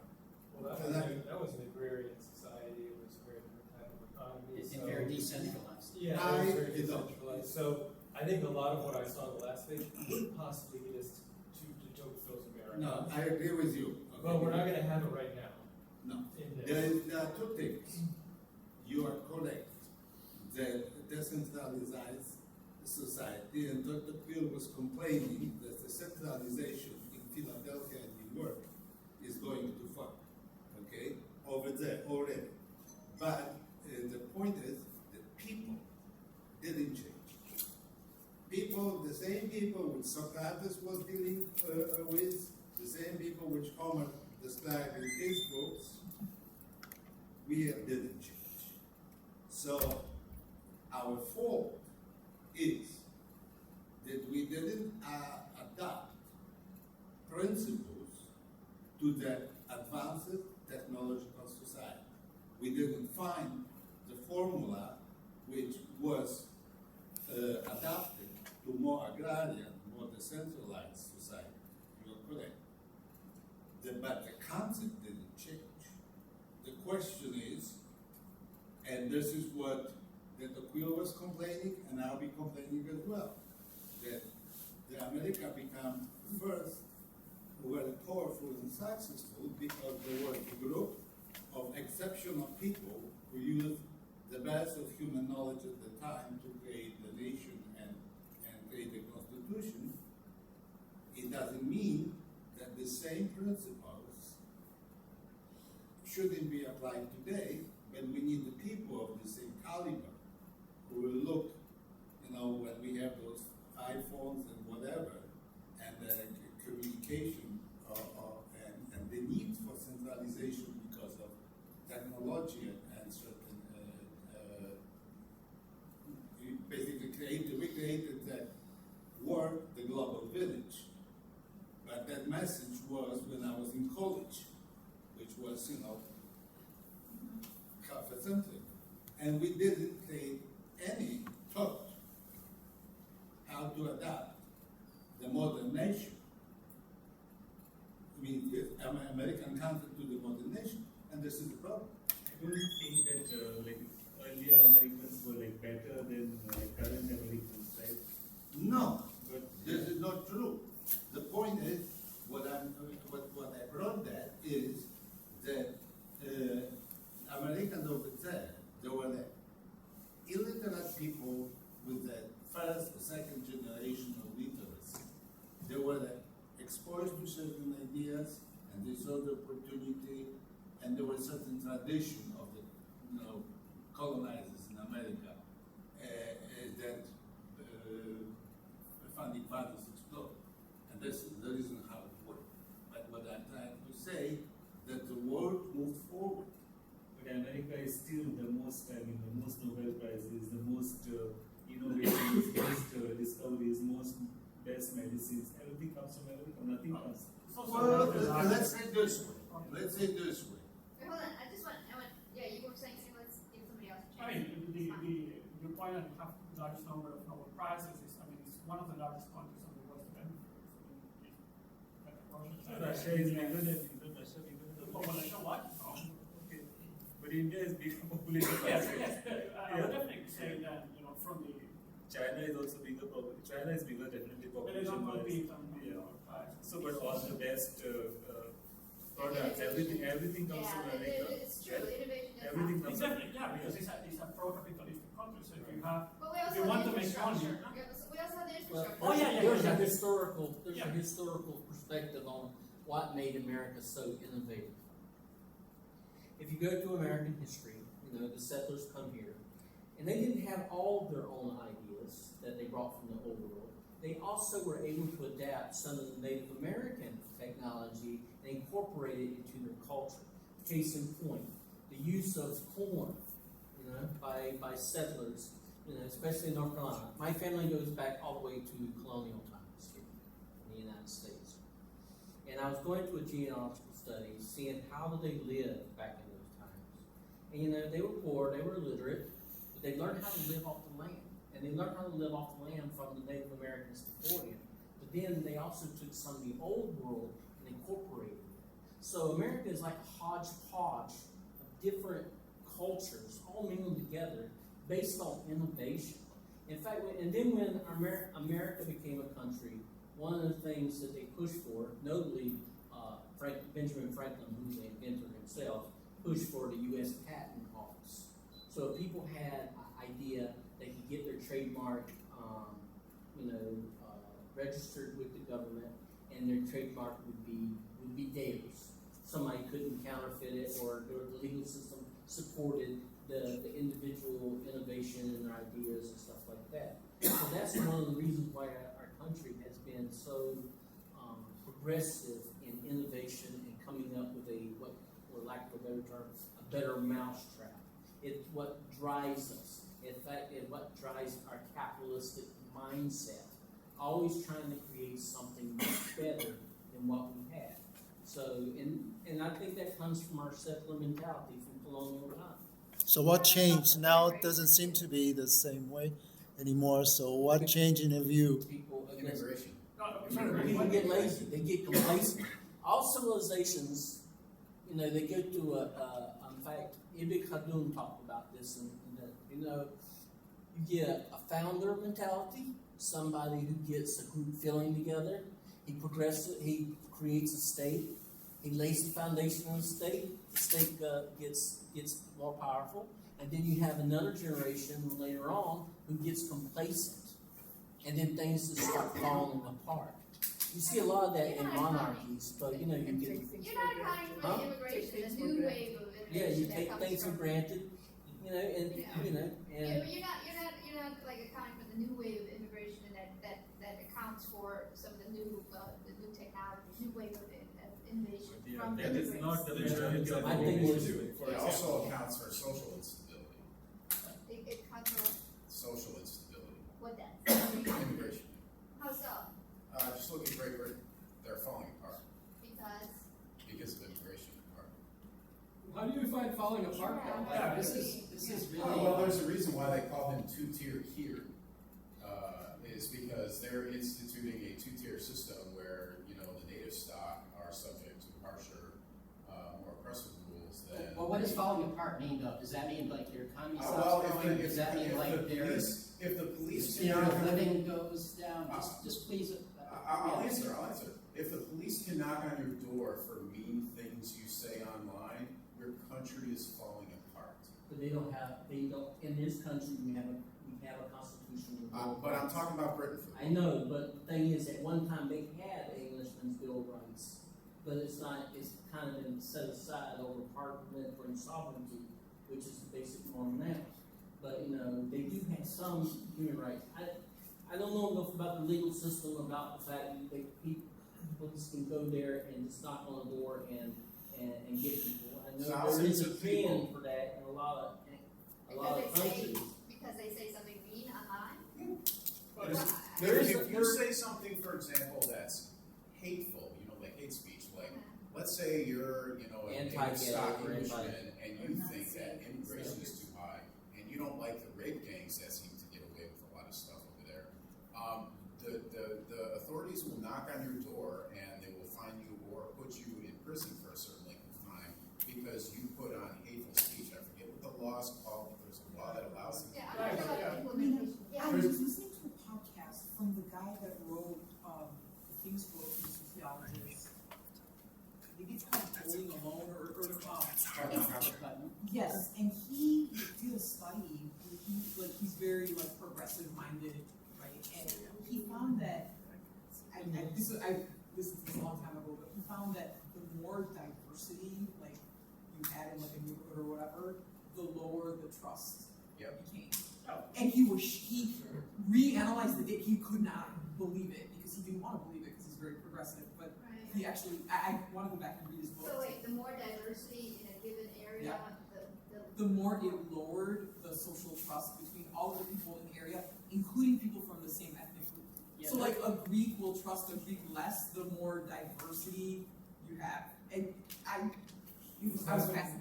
Okay, I live in Bolingbrook, Yeah. and there is about 30% of people in Bolingbrook who are first-time immigrants. And in the several houses, there are probably about 5 or 6 nationalities where I live. Our mayor, who retired, who funded the city in a certain extent, was very proud, claiming that the cities of our size, about 70,000 people and larger, we are the most unified multi-ethnic community somewhere, I don't feel a little body. I go to the store, I see people all over the mean, that kind of dress, this kind of dress, that kind of look, that kind of language. I don't know the what same income with- level, like, I don't remember this, more about this, like. But we don't feel it. We don't But feel it. I would like to, because a lot of this is just, it's very Yeah. So we're all safe, to say, this is a safe community. Have you lived in other places that are less safe, or we need to know just that? Well, I was born in Poland, and there was one Chinese person which everybody knew that because he, worked in Poland and he left in our, community, okay? Very You homogeneous. barely could see that black person. The first black person I met in the sense of interaction, there was a student from Nigeria in my college, okay? So there was basically homogeneous, only white people, It was more okay? untrusting. Yeah, I want to kind of And, end this no, point and here. there was We're no- getting away from the there was no topic. difference. I think that's our culture, we kind of celebrate that. And But when you you can come to also, Chicago, also it's- bring it back. Oh, sorry. Is it- Oh, is it yeah, the 'cause- culture of the, okay. Yeah, I guess. Bring it back. Because we're No, I- focusing on the topic Yeah. of the program Uh-huh. and to the, for an hour to 2 hours. Yeah, yeah. and we're- I got a question for you. So we can veer away. Okay. I got a question about the sustainable agriculture to try to bring it back to a little bit more where you're coming from. Does that include restrictions on meat consumption? Absolutely. I mean, meat consumption is really, as a vegan, I'm just going to personally say I'm a vegan. But yeah, I mean, there's, I forgot what the statistic is, but the amount of land that is used to grow food to feed animals that we end up consuming is just more than the amount of land used for our own consumption. And So- how do you deal with this? Land and water, yeah. So And how do that's- you deal with societies in Africa, or in Sahara, where they have herds, and that's what they do, like, what's that one group in Kenya, Maasai or something like that? Their wealth is tied up to their animals. What do you mean, I to mean- slaughter them? Huh? Just by slaughtering Not them? just slaughter, they use the milk, they use a lot of different things from animals, but their Yeah, but wealth he's talking is. about animal agriculture I in know, terms of slaughtering. yeah, husbandry, I mean, Yeah. what's gonna happen in those traditional societies if the UN somehow or another says, well, we gotta get away from animal husbandry and deal with nothing but crops. This is starting to sound like Klaus Schwab stuff. Yeah, no. We're like economic forum, Yeah. you will eat some bugs, you will own nothing and be happy, like. Can I also bring I'm it not back? about that. Can I also That's bring soy it and back? green So, stuff Well, right there. I'll be honest with you, animal agriculture, why I'm opposed to it, is not necessarily, with climate, it's more offensive to me because of the cruelty that's inflicted. That's on fair, these- factory farming is Factory terrible. farming is Yeah. super, cruel, what they do to these animals. Yeah, I'll agree with you on that, Torture yeah. them before they kill them. So Rian Eisler, she's been around forever, she's a lawyer by training, wrote a ton of books, but this is a book I've been reading from the public library called The Real Wealth of Nations, and she has a very interesting graphic of a jigsaw puzzle of the economy, and it's saying the market economy and the government economy, which is what we think of our economy, is just part of the puzzle. There's the illegal economy, the natural economy, right, like nature, household economy, and unpaid community labor economy. So there's all these things that are not in the official statistics. And just care, right, like the first 18 plus years of our lives, that family care is not counted in GDP, but it's such a big part of our formation as humans. So if your economic system doesn't include those things and how to not optimize just for profit, you're actually destroying your own society by not accounting for these things. Right, and that's what the original point was, GDP doesn't account for stuff like that. Isn't that our problem now in the 21st century, that we don't have an economic model that actually works on every aspect, from human to environment to wealth? Sorry, are you saying that we used to? Are you saying that we used to? No, we never had one. Okay. We're still struggling to find that optimum economics. But there's not a Band-Aid that fits everything. Yeah, so it's like capitalism is like the best form so far, but we're in time where it just. I'm of the opinion that it's not like we've been searching. It's like we need to adapt and change. Maybe a certain system is good for a certain era, when you shift to or you go into a different phase, the society, the economy, the system may need to shift with it. Shift not call it evolution versus revolution, but things need to change. It's not like we find a system and we're all set. I don't think human affairs are ever like. Yeah, you also have the one. With research Right, and but we, economic theories. But we need yeah, to no, okay, adapt. that's your point of view. That's Adapt. fair. That's my point of view too. But a lot of people's point of view is U.S. capitalism, and even the world capitalism. That may be true. That may be true. U.S. capitalism. Maybe capitalism forever, U.S. forever. That's why I'm questioning. So our point of view, I rather have the point of view of, or look at it the way that U.S. is also adapting. Although a lot of people don't look at that. They hold on to it. Even Okay, China's if you hear from it, if you're not capitalist anymore, if you had a little bit more social safety net, oh, that's socialism, that's not good. That's bad, that's against our founding father, our founding spirit. That's not how I prefer to look at it. No, And we complement each other. It's like instead of like adapting one theory, what about we search for, it's a pieces from all theories. No, it's a binary, you have to pick one or the other. It's a binary, you have to pick one or the other. Yeah, that's a lot of the predominant. I'm being sarcastic, I'm being very I know, sarcastic. The idea that, like, there's the West and these two global forces constantly, fighting against each other is ludicrous. Yeah. Eric, I think you're wrong about that's not how I view it about like the founding fathers and not having a social safety net.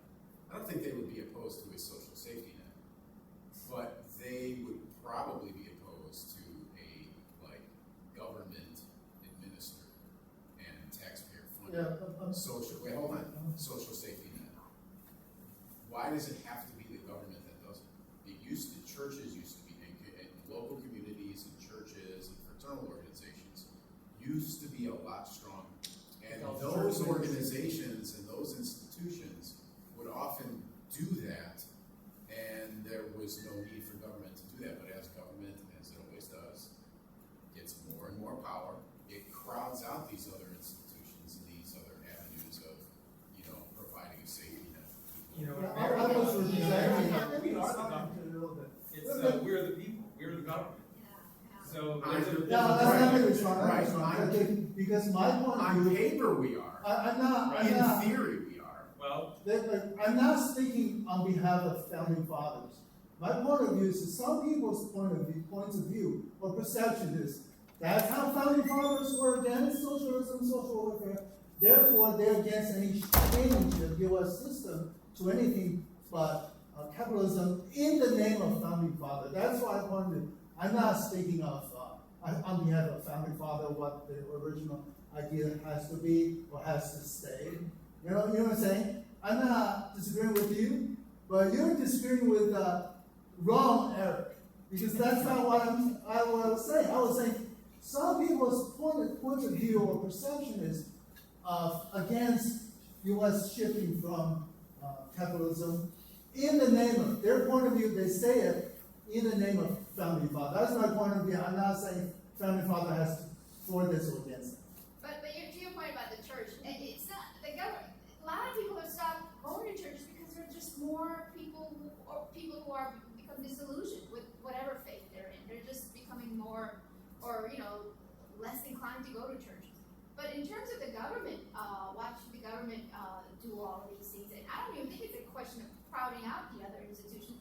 It's that they have our tax dollars. Why shouldn't they take care of the less? Also, market failures, right? Like market failures are occurring. Yes, That's not and- producing enough but- affordable housing if you just rely on the market. And when there is market failure, like in the auto industry, why are we bailing them out at that time? Wait a minute. You think lack of affordable housing is a market failure?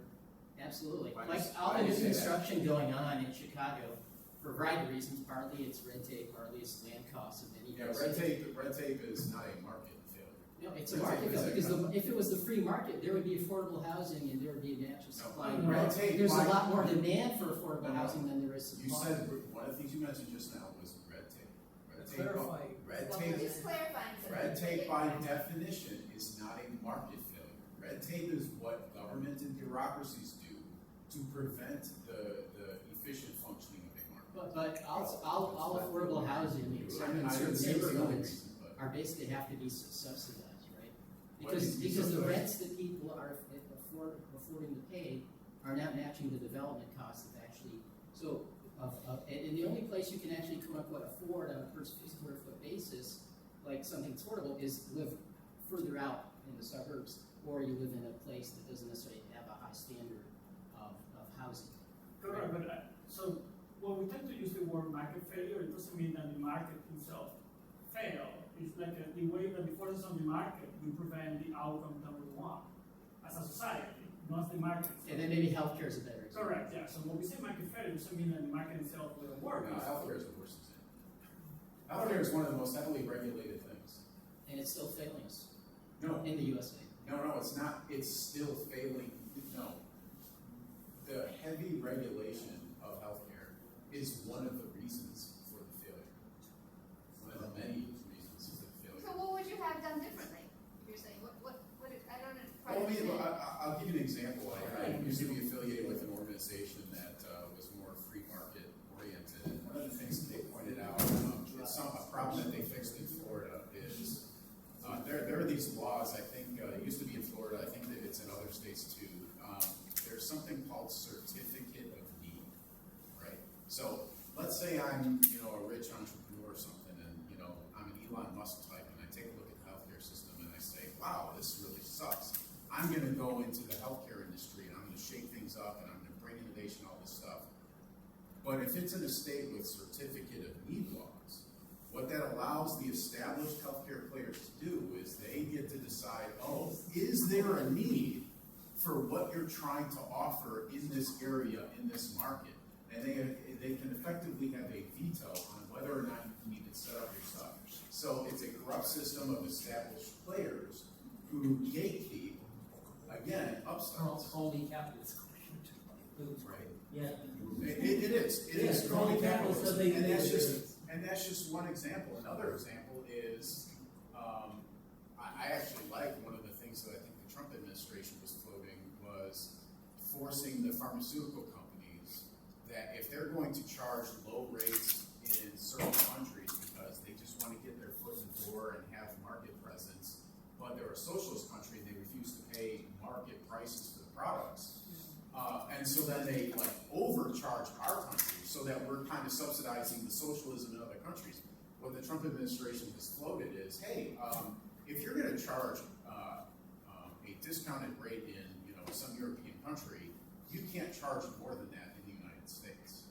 And that is, I think, a really good idea too. Well, how do you recoup their R&D cost? They're going to charge more in the countries that are paying below market rates. It turns out Yeah, those countries might have it artificially discounted in order to No, you're And when you say market rate, what do you mean market rate? Because the cost of living, so an Apple here have a different number of working hours to make. By the way, it's like the amount of work that an average person have to do to pay for an Apple here is very different than Singapore, is very different than Germany, very different than China. So when you say fair market value, you're talking about cost of living market value, you're talking about equivalent dollar value. What does that mean? I can see to produce a cancer drug, right? It produced $1 billion. So the big companies will sell it for like $10,000 in the US, and in India they will sell it for $1. So that is what Trump is saying. You cannot do that. If you are selling it for $1 in India, you're in you that? have to sell it for $1 in Yeah, the but US. you have also. to admit that a dollar in India have a different It doesn't matter. They than- said they are doing it as like kind of charity for Yeah. India. They are not, if they don't sell it for $10,000 in US, they cannot make that because it costs that much to make Yeah. that. I understand the idea. I just actually wonder when we say fair market value, what do we mean by that? Are we talking about the absolute value of the currency, regardless of the cost of making the currency, or are we talking about the equivalence? For example, with the same amount of money that I pay here for my house, will buy a castle in some part of the world, I wouldn't be able to afford a one-bedroom apartment in New York. It does not So- matter, it's that not, the cost of production is very low, like, that cost, they're selling that for $10,000, but if I go and produce it from, it will cost $5. But the research that goes into it and the trials and all those things that have to happen. It costs over $1 billion. I used to work in big pharma. It's Yeah, but that's, so when you say the cost of production, You're it's saying not these the companies cost. are located, are they overseas or they're American companies? These are big companies. the only things that you have a big pharmaceutical company, right? It costs over $1 billion to make enough Yeah, college. exactly. But I've heard a statistic that like big pharma actually, because until recently got NIH subsidies, university did research. They actually spend more money in this country on advertising than they do on R&D. Actually, that's the That's true. statistics I See, heard. I do see drugs on TV all the time. Like, I mean, Basically, Americans are paying for the healthcare of Yeah. the world. And the healthcare systems in other countries is much more like government The world regulated. is this area. One of the big costs of developing a drug, it's not just the R&D, it's the large-scale clinical trials. Right. Like, I was working with someone that was in charge of a drug program where the clinical trial itself was a $100 million enterprise. There's companies that are not $100 million, and he was in charge of $100 million for just a clinical trial of a drug. Like, you have to get that money back somehow. And you gotta factor in the transport costs because. Oh, don't even get Because I used to work started. in pharmaceutical transport, and in certain drugs, you have to have temperature control, and you have to go to air freight. There's a lot that goes into the cost of that but what is stuff. the profit margin at the end? Like, what is the CEO making? What is, you know? Well, the CEO salary have, I would say that that's no particular point. So your point of what is the market, the profit, is not particularly that high. Then how is it possible that all these CEOs, like the guy that shot whatever his name was from United Healthcare, I mean, how is that's not In the U.S., it's like 300 for. Again, this is large public companies, so like most companies in the U.S. are small business, small and medium businesses. But yes, over the years, the CEO pay in this country has gone from like 40x, like lowest worker or average worker, multiple CEO pay, right? Like 40x, like 300x for large public companies. Because it's like CEO is like a magician. Nobody knows what the skills are, and nobody knows who will be, and the stakes are very high. So do you choose this person out of 1 billion people? Which one do you choose? And they chose somebody, and somehow it is working, and they don't want to use that person. So do whatever you are doing. We don't know what you are doing, but do whatever you are doing, and we are going to be with you. It's also a job that really sucks. I remember the CEO of AstraZeneca, like, he'd be meeting with like Vladimir Putin, and he'd be meeting with like all these people. Like, he turned the whole company around from when it's going off of its patent cliff. Like, he earned every penny he made, even if the numbers seemed unfair, because of just the insane amount of stress, the insane amount of ingenuity it took to transform the entire company to get it to And we don't even know maybe what he's doing. Like people will say, he just talked to Putin. That's it. I can go and talk to Putin. On a per hour basis, right? They work 24/7, especially if they're global. Yeah. And Like, again, it's about what is the value that they generate, right? Which is, the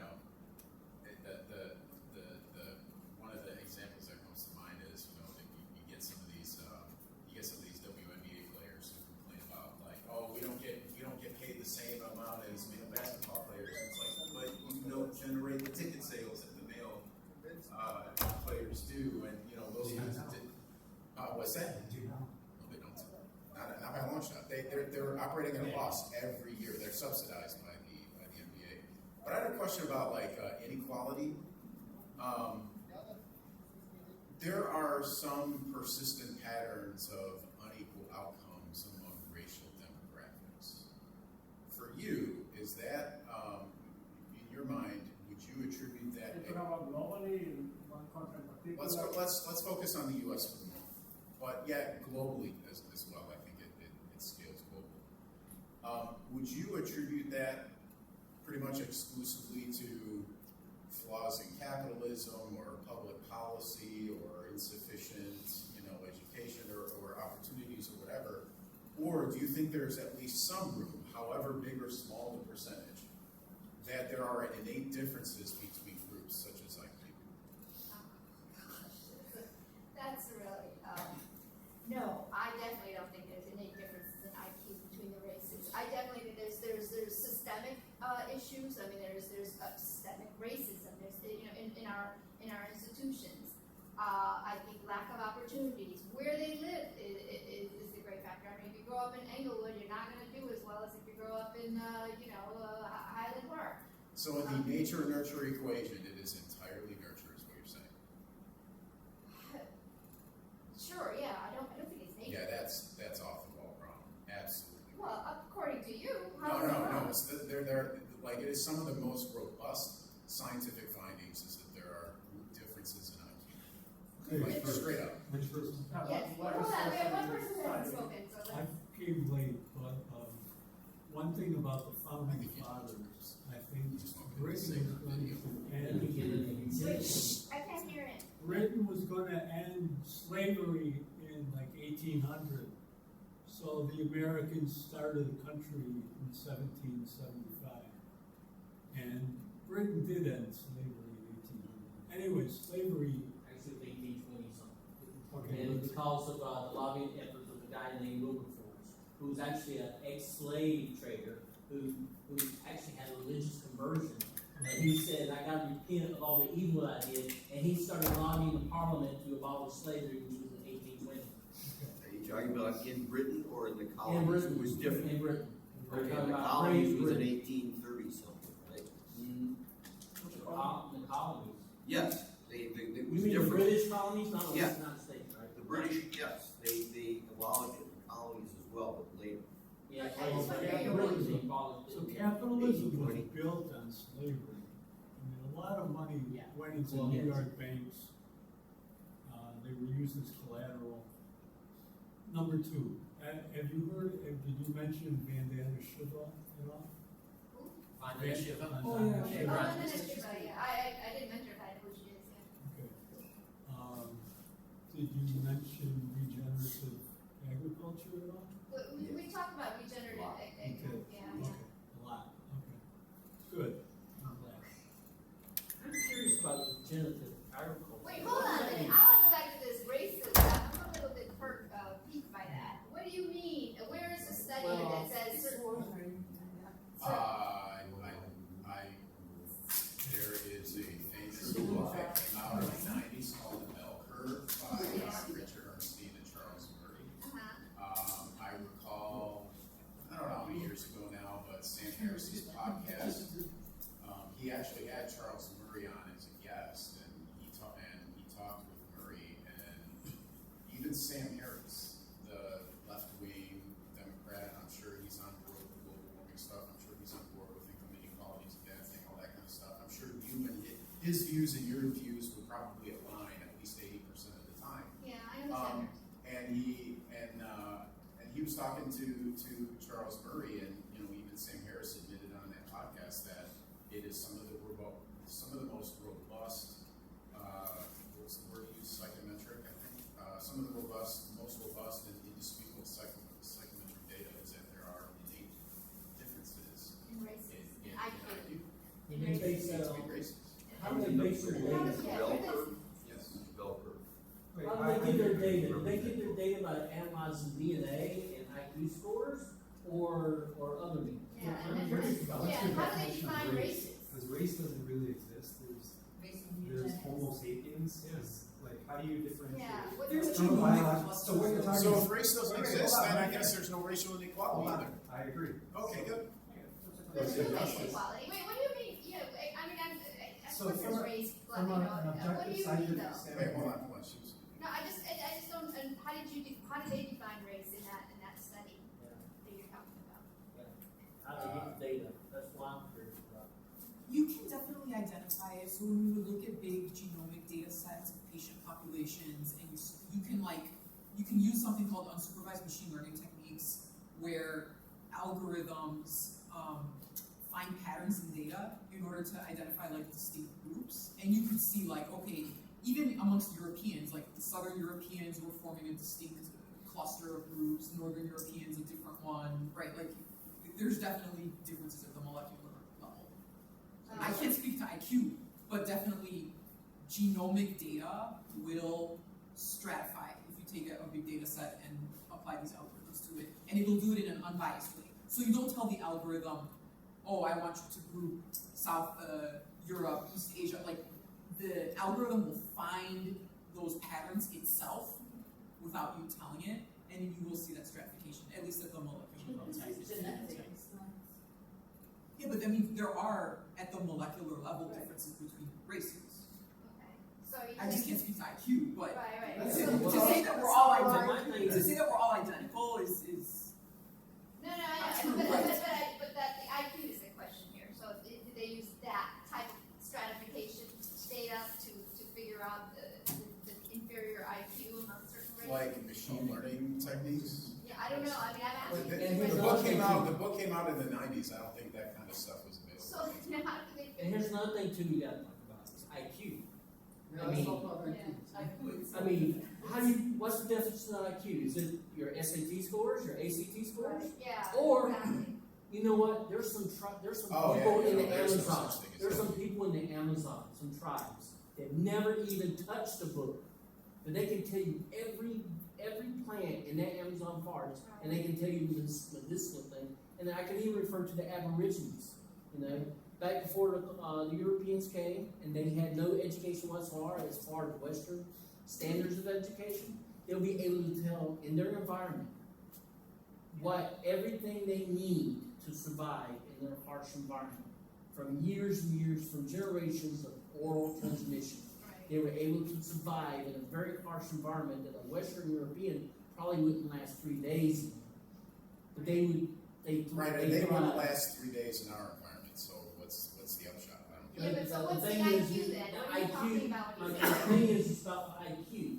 Yeah, what do You you know, mean? there are differences genetically, but in a lot of ways, human beings have learned to adapt to their environment. And our IQ has helped us to do that. Whether you're a Kalahari bushman or a Western businessman, you still have, you know, there's an innate thing as human beings to be able to understand our environment and adapt to it. What happens is, and I think with the inequalities, is that some people have lost their ability to adapt to certain situations. And a lot of that is cultural, not genetic. And I feel that like the pushing of AI, especially for consumer applications, not necessarily business, is sort of making the average person dumb themselves down and outsource their brain to AI. And I'm sure prior generations thought, like the oral tradition thought, oh, writing, that's gonna like reduce our precious oral tradition. Yeah, so that's what I half agree with you. You're right about AI. AI is a big problem. Not necessarily all technologies, we actually. But are maybe some of the things you're saying, because of the way you were brought up, maybe your background, maybe your lack of exposure to certain types of people? Is that possible? I mean, it's the problem I have with that is that it becomes an unfalsifiable escape hatch for the very real phenomenon of IQ and group differences in IQ. It's not how I was brought up. It's not, oh, if I had just brought up in But this. you're not able to define IQ. That's what's the basis. That's the basis of what you're. The problem is you're not able to General, define race. I mean, I don't recall what the precise definition of IQ was in the bell curve, but why can't we just settle on general cognitive ability? Some people are just smarter than other people. But there's different types of intelligence, kinesthetic, there's like artistic, there's, computing. I studied many different kinds of like. Yeah, I mean, I used to teach middle school, and I had students who weren't really great at reading, but they were great at math, and other people were great at art. Mina, So- I have a question. Like South Asians are famously good for, and that's your background, right? Yes. So for like, you're 9 out of 10. It's not. Silicon Valley CEOs are South Asian, or whatever the statistic is. Yeah. They're famously very good at tech or whatever. I don't know how else to Yeah, say the it. whole, Is that because of their DNA? Is it because of? It's not in my DNA, I'll tell you that. It's a cultural thing, I think, I right? don't think it's because they are not doing tech. It's just that tech is in demand.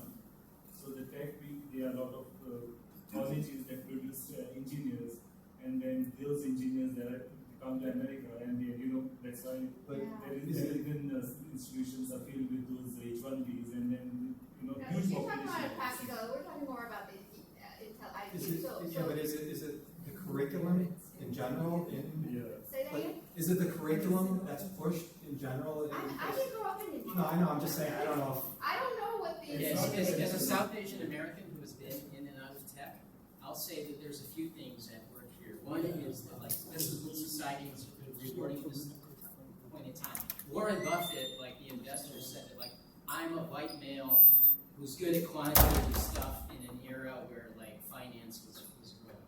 I'm a member of the Lucky Sperm Club, or words to that effect. So he was sort of built for that time. In a world where, like digital technology was exploding, and the other thing about India is, like, there's these institutions called Indian Institute of Technology, right? There's several campuses.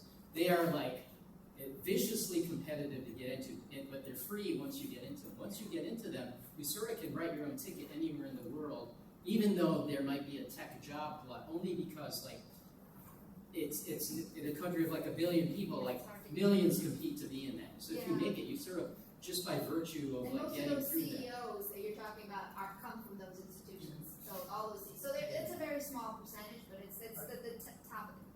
Another example was like in the Soviet Union, they really pushed math and science 50, 75 years ago or whatever. So it's education. It's not, I don't think the Russians or the Soviet people's DNA had anything to do with it. But the culture, Yeah, I think how it is also.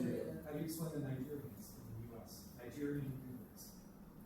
They're among the highest socioeconomic level in the U.S. Okay. Well, maybe they had one very high IQ.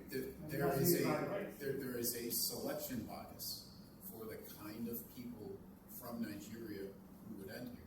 Your question shouldn't be, well, how do you explain Nigerians in the United States? My response would be, well, let me look at Nigerians as a whole, both in Nigeria and in the United States, and see how they compare to other groups as a whole. If you're only going to look at the top most ambitious, intelligent, and resourceful Nigerians, the ones who ended up passing through that filter to get into the United States. Well, I'll make it a little more complicated. Nigeria has at least 30 different ethnic groups. Fulani, Hausa, Igbo, Yoruba, all those people. So which one is smarter than the groups? You know what I mean? What about the Appalachians? How do you think they have a low IQ? Poor kids are just as smart as white kids. I recognize that. That's that was former fine. presidents. Poor kids are just. I think this book that he is referring to. I think bell curves exist. So maybe Appalachian, if there is a general category of white, I don't know. I haven't looked at that specifically, but if there's a general category of white, there's going to be a bell curve for white people. There's going to be the smarter white people. There's going to be the dumber white people. Whiteness itself is a social construct, right? Like, Irish people weren't even considered white, quote unquote, 100 years ago. Wait a minute, if there's a bell curve for white people, there's a bell curve for every group then, so. Yes, that's true. Yeah, but bell curves also have patterns, right? Like you can say men are taller than women. On average, they are, right? Of course, someone's Aunt Sally might be 6'5", and someone's Uncle Joe might be 5 feet tall, The right? difference That doesn't is- mean that you don't have two distributions that overlap. Right. But She's right, but to respond to you, yes, everybody has a bell curve, but it's not along the same location on the x-axis for the different groups. One bell curve might be like this for Group A. For Group B, it might be over here. For Group C, it might be over here. I'm exaggerating, relative, but bell curves But exist. in a global population of over 7 billion, I just don't see how you can derive that kind of data And the bell curve was very like it's been discredited. It has not been discredited. Okay, do you have any other studies that kind of certainly. corroborate the last Just looking right now, There are all reviews. kinds of studies which corroborate Charles Murray's for, research? in public schools today, was an active parent at Evanston Township High School, and their big mantra the whole time was closing the gap. Closing the gap. We as a society have to close the gap between the minority kids and the white kids, which acknowledges, even though there's very few places that are more liberal of evidence that there is a gap, okay? And where that gap comes from, and how to Wait, I went to get that. rid of the gap, etc. Those are whole other issues, but there's definitely a gap. I think Yeah, that- I went to the township. And that's not to say some of the smartest people I know are my black friends. Some of my black freshman friends are incredible. The On average, The reason why I even brought any of this up to begin with, which, I don't mean it to derail it, but the reason why I even brought any of this up to begin with about IQ and bell curves and all this stuff is we base a lot of public policy on this blank slate garbage of, everybody's the same, it's just culture, it's just opportunities they were or were not exposed to, it's just, socioeconomic status or poverty. Like, no, it isn't. There is a very significant heritable issue going on, such that if you keep pumping public policy and tax dollars at a problem, and it still doesn't work, then you go to more extreme measures to make things equal. You do things like, in certain school districts, in certain heavily blue areas, heavily democratic areas, they'll say, oh, you know what? There's not enough black kids in the gifted program at XYZ school, so guess what? Instead of trying to get the black people, because there's a persistent underrepresentation of black people in gifted programs, you know what? Let's just get rid of gifted programs altogether. So we get into this really pernicious, leveling of, okay, well, if this blade of grass doesn't grow as quickly as this blade of grass, let's just cut them all down. And that's just absolutely toxic. Do you think China does that kind of stuff? No, they don't. We're not China. Right, and they're gonna eat our lunch, because I'll we're so focused on, give you an example. we're so focused on this equity and There is diversity, equity, and inclusion garbage, no. Why is it There's garbage? a African American woman in her early 30s. She looked like an educated person on business or something. She was staying in China. She wasn't visiting. She was a longer term. She was on a video on YouTube. Someone interviewed her. What's the difference? She's American. What's the difference being black? What's the difference between being black in China and being black in America? You know what her answer is? She said in China, they don't hate you. Oh, that's an anecdotal.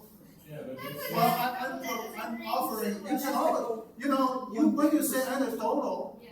it sees the echoes in a lot of people's minds. Number one, even I give you statistics, you can always say, oh, it's up for interpretation, or the way you say it. Let's not attack the thing. Let's just keep it to I'm with mind. Mina on that. And think about it. That's all I'm asking, right? I'm not saying it proves something. We just say, well, take it. You met 50 black people and they said. Maybe it reflects something. It's her personal experience. but it's just I'm with Mina, it's an anecdote, it's not really, it doesn't make much with. So she's not, but you take maybe groups of group dynamics between Asian people and other people. So there is some group dynamics. It's not right. Well, let's compare the Uyghurs against the Hans. And are the Uyghurs, how do they feel in Chinese culture? I see a lot of videos. I see a lot of videos. They, the younger generation, they speak Mandarin better than I do. And older generation, they mix their language and they have a lot of accent too. Basically, what I see online, they are happy with their lives. You can always argue those are not happy, already in jail or somewhere else, or in America. Or we don't see them on video. Right, well, you don't see America. I'm just telling you what I see. And you can question my source, you can question whatever. Yeah, I understand that. Any way you want. I'm just offering, I'm not trying to convince anyone. I'm just trying to enrich the conversation. Is it fair to say that Wow. China is much more homogeneous than the U.S. due to strict immigration policy? China has 56 ethnicities, or nations, if you will. But it's more homogeneous in a way that 90% is one ethnicity. I suppose U.S. may not have 56, but it's more about 50% white, right? So Which is a social construct. So all those 56 ethnicities, fit it within So they're small groups. No, they don't. They just separate 56. They're very small groups. So those 56 Some smaller comprise than the last 10%? Those 56? Yeah, all together, less than 10. So when you have that homogeneity, you're not gonna have like what we have, the strife or the kind of. You know, the difference is, I can give you two facts. Those are facts. Number one, when they high on the one-child policy, it does not apply to minority groups, only applies to Han. I forget number two. Why was that? That's a good observation. Why is that? Because they want like a little bit more balance. They wanted Yeah, they're a little bit more balanced. Number two, when here you say minority groups, we'll talk about ethnicity groups and racial groups. They're all mixed, right? You can say Chicago, what's it called? This inner city or some suburbs, right? But basically in the region, they're all mixed up. But in China or countries like China, you go to Russia, it's the same way. Maybe India as well. The minority groups or certain ethnic groups, they are there traditionally. They're still concentrated there. They may also go to other cities. Yeah, geographically. That's still their base, but they may go out to attend universities or go jobs somewhere else in China, Shanghai, or whatever. But their home still there. Well, they can migrate to other places. But I'm just saying their concentration still the traditional spot, which tends to be frontier, the margins, if you will, geographic. So that's different from the U.S. So maybe you're not, but a lot of people look at Chinese ethnicity or those issues in the Western eyes, through Western lens. But that's different, especially America, different from America. And I know the government system is different in China, but to Alex's point, do you feel that there's less social strife in China because it is more homogeneous population? There's less social strife because of multiple reasons. That's one reason. Also because of the political system. I'm of the opinion, or my observation, I've been in the U.S. longer than I've been in Taiwan, part of China.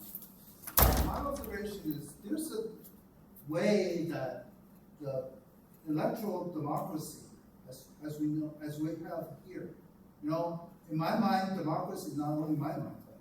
I'm of the view that democracy is broader defined, but in this kind of democracy that we experience, it tends to create more strife.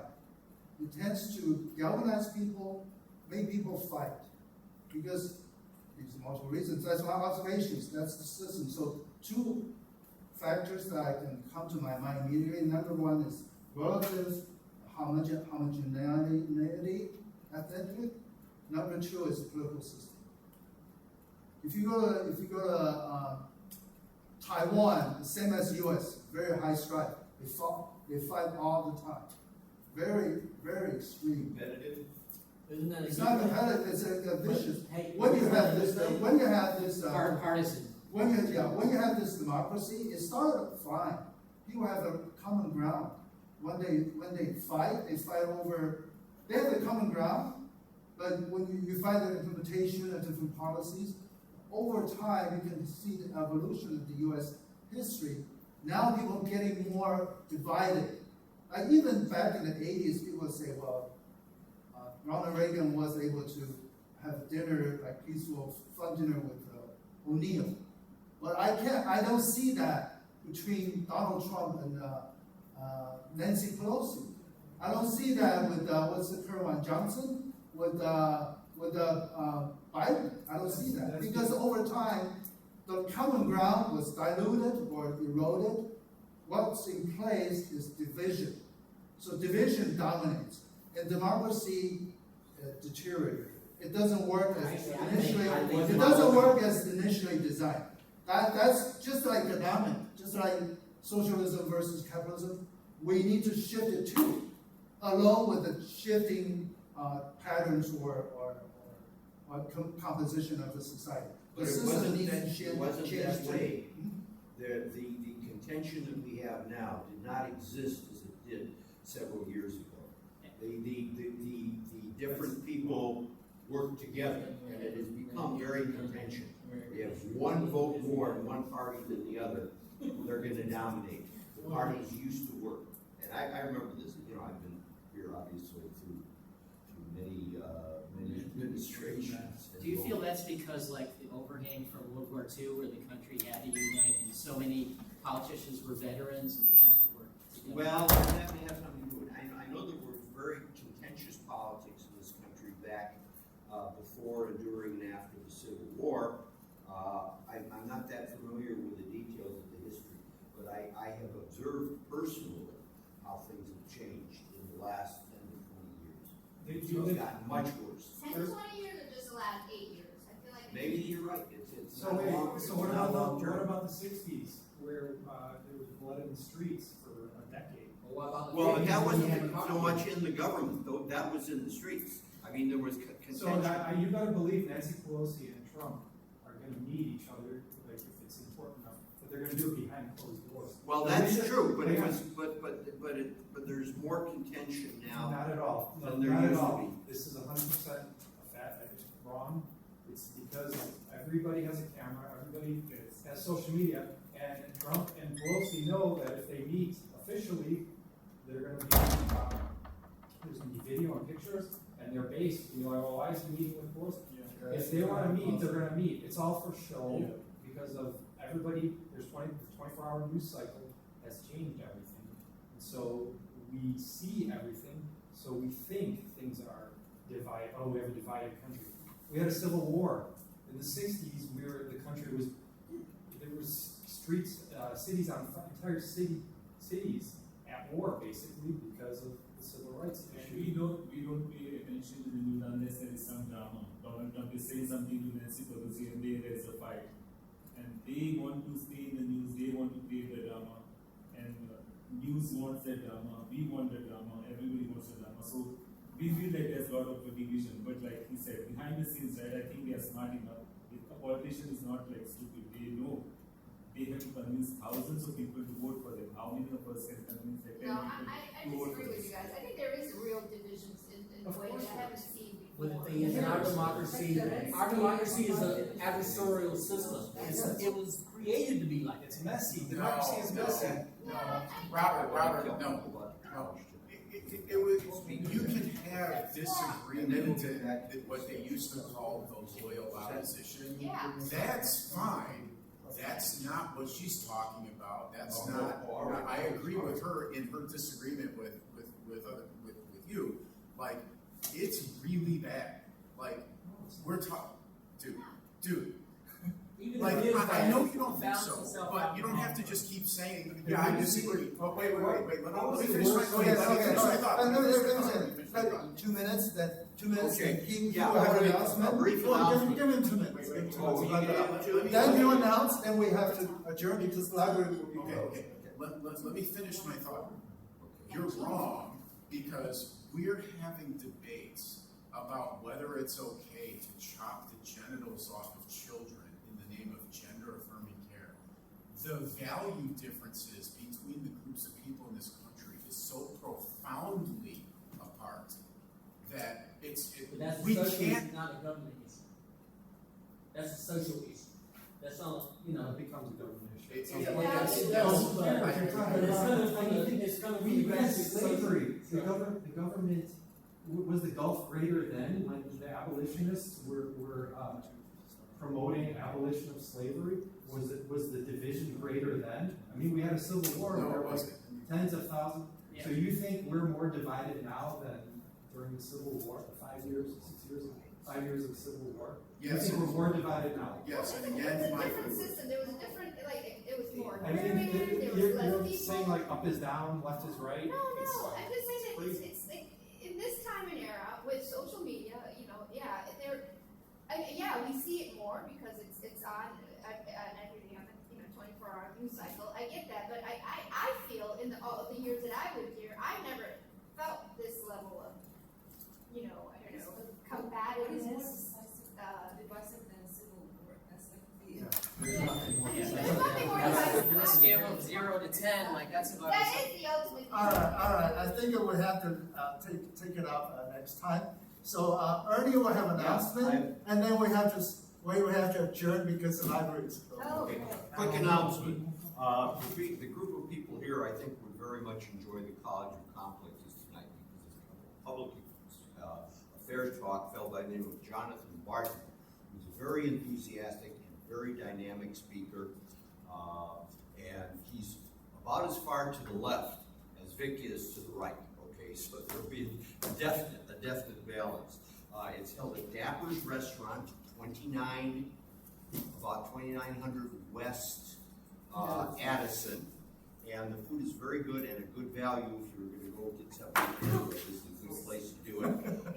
But you will, and they also have a rebuttal period, so it's a little more controlled and moderated, but everybody gets a chance to ask questions and make a rebuttal. His topic tonight is his trip to Washington in May. He made a trip to Washington and took some videos and talked to a lot of people, and he's the theme, I think, is called how our government is not meeting our needs, or something to that effect. Okay. She asked if there's parking. Oh, absolutely. Oh, Yeah. there's plenty of parking. It's a big mall, big mall parking lot. Yeah, it's on the south side of Addison. If you go up California, or western Cal to Addison, and then west across California, there's a big Target store. So no Wrigleyville traffic that far. It's called Addison Mall. They have it every week. Yeah, so technically it starts at 5. I'm going to leave it about 10, 15 minutes because they don't really start until 5:15 or 5:30. On the college complex. Dappers is the restaurant. Dappers, yeah. Dappers 2901 West Addison. Yeah. Yeah, you can do online, you can do like Zoom. You can Which also- I'm trying to figure out how to do it for this group with a reasonable cost. I'm trying to figure out, so they're having. No, it really is. Yeah, I agree. I'm driving, if there's some people who want to ride, I got one passenger, and I can take 2 more if there's anybody who wants to go. We'll leave in about 10 minutes, I think. Or are we? So let's adjourn this and start to sort things out, to return the library in an okay condition. They're closing on 5. What do we need to do with the chairs here? I think we need a chair. That's fine. You don't have to stand. Are you? Do we have anything at the table? Dan, you're gonna ride, right?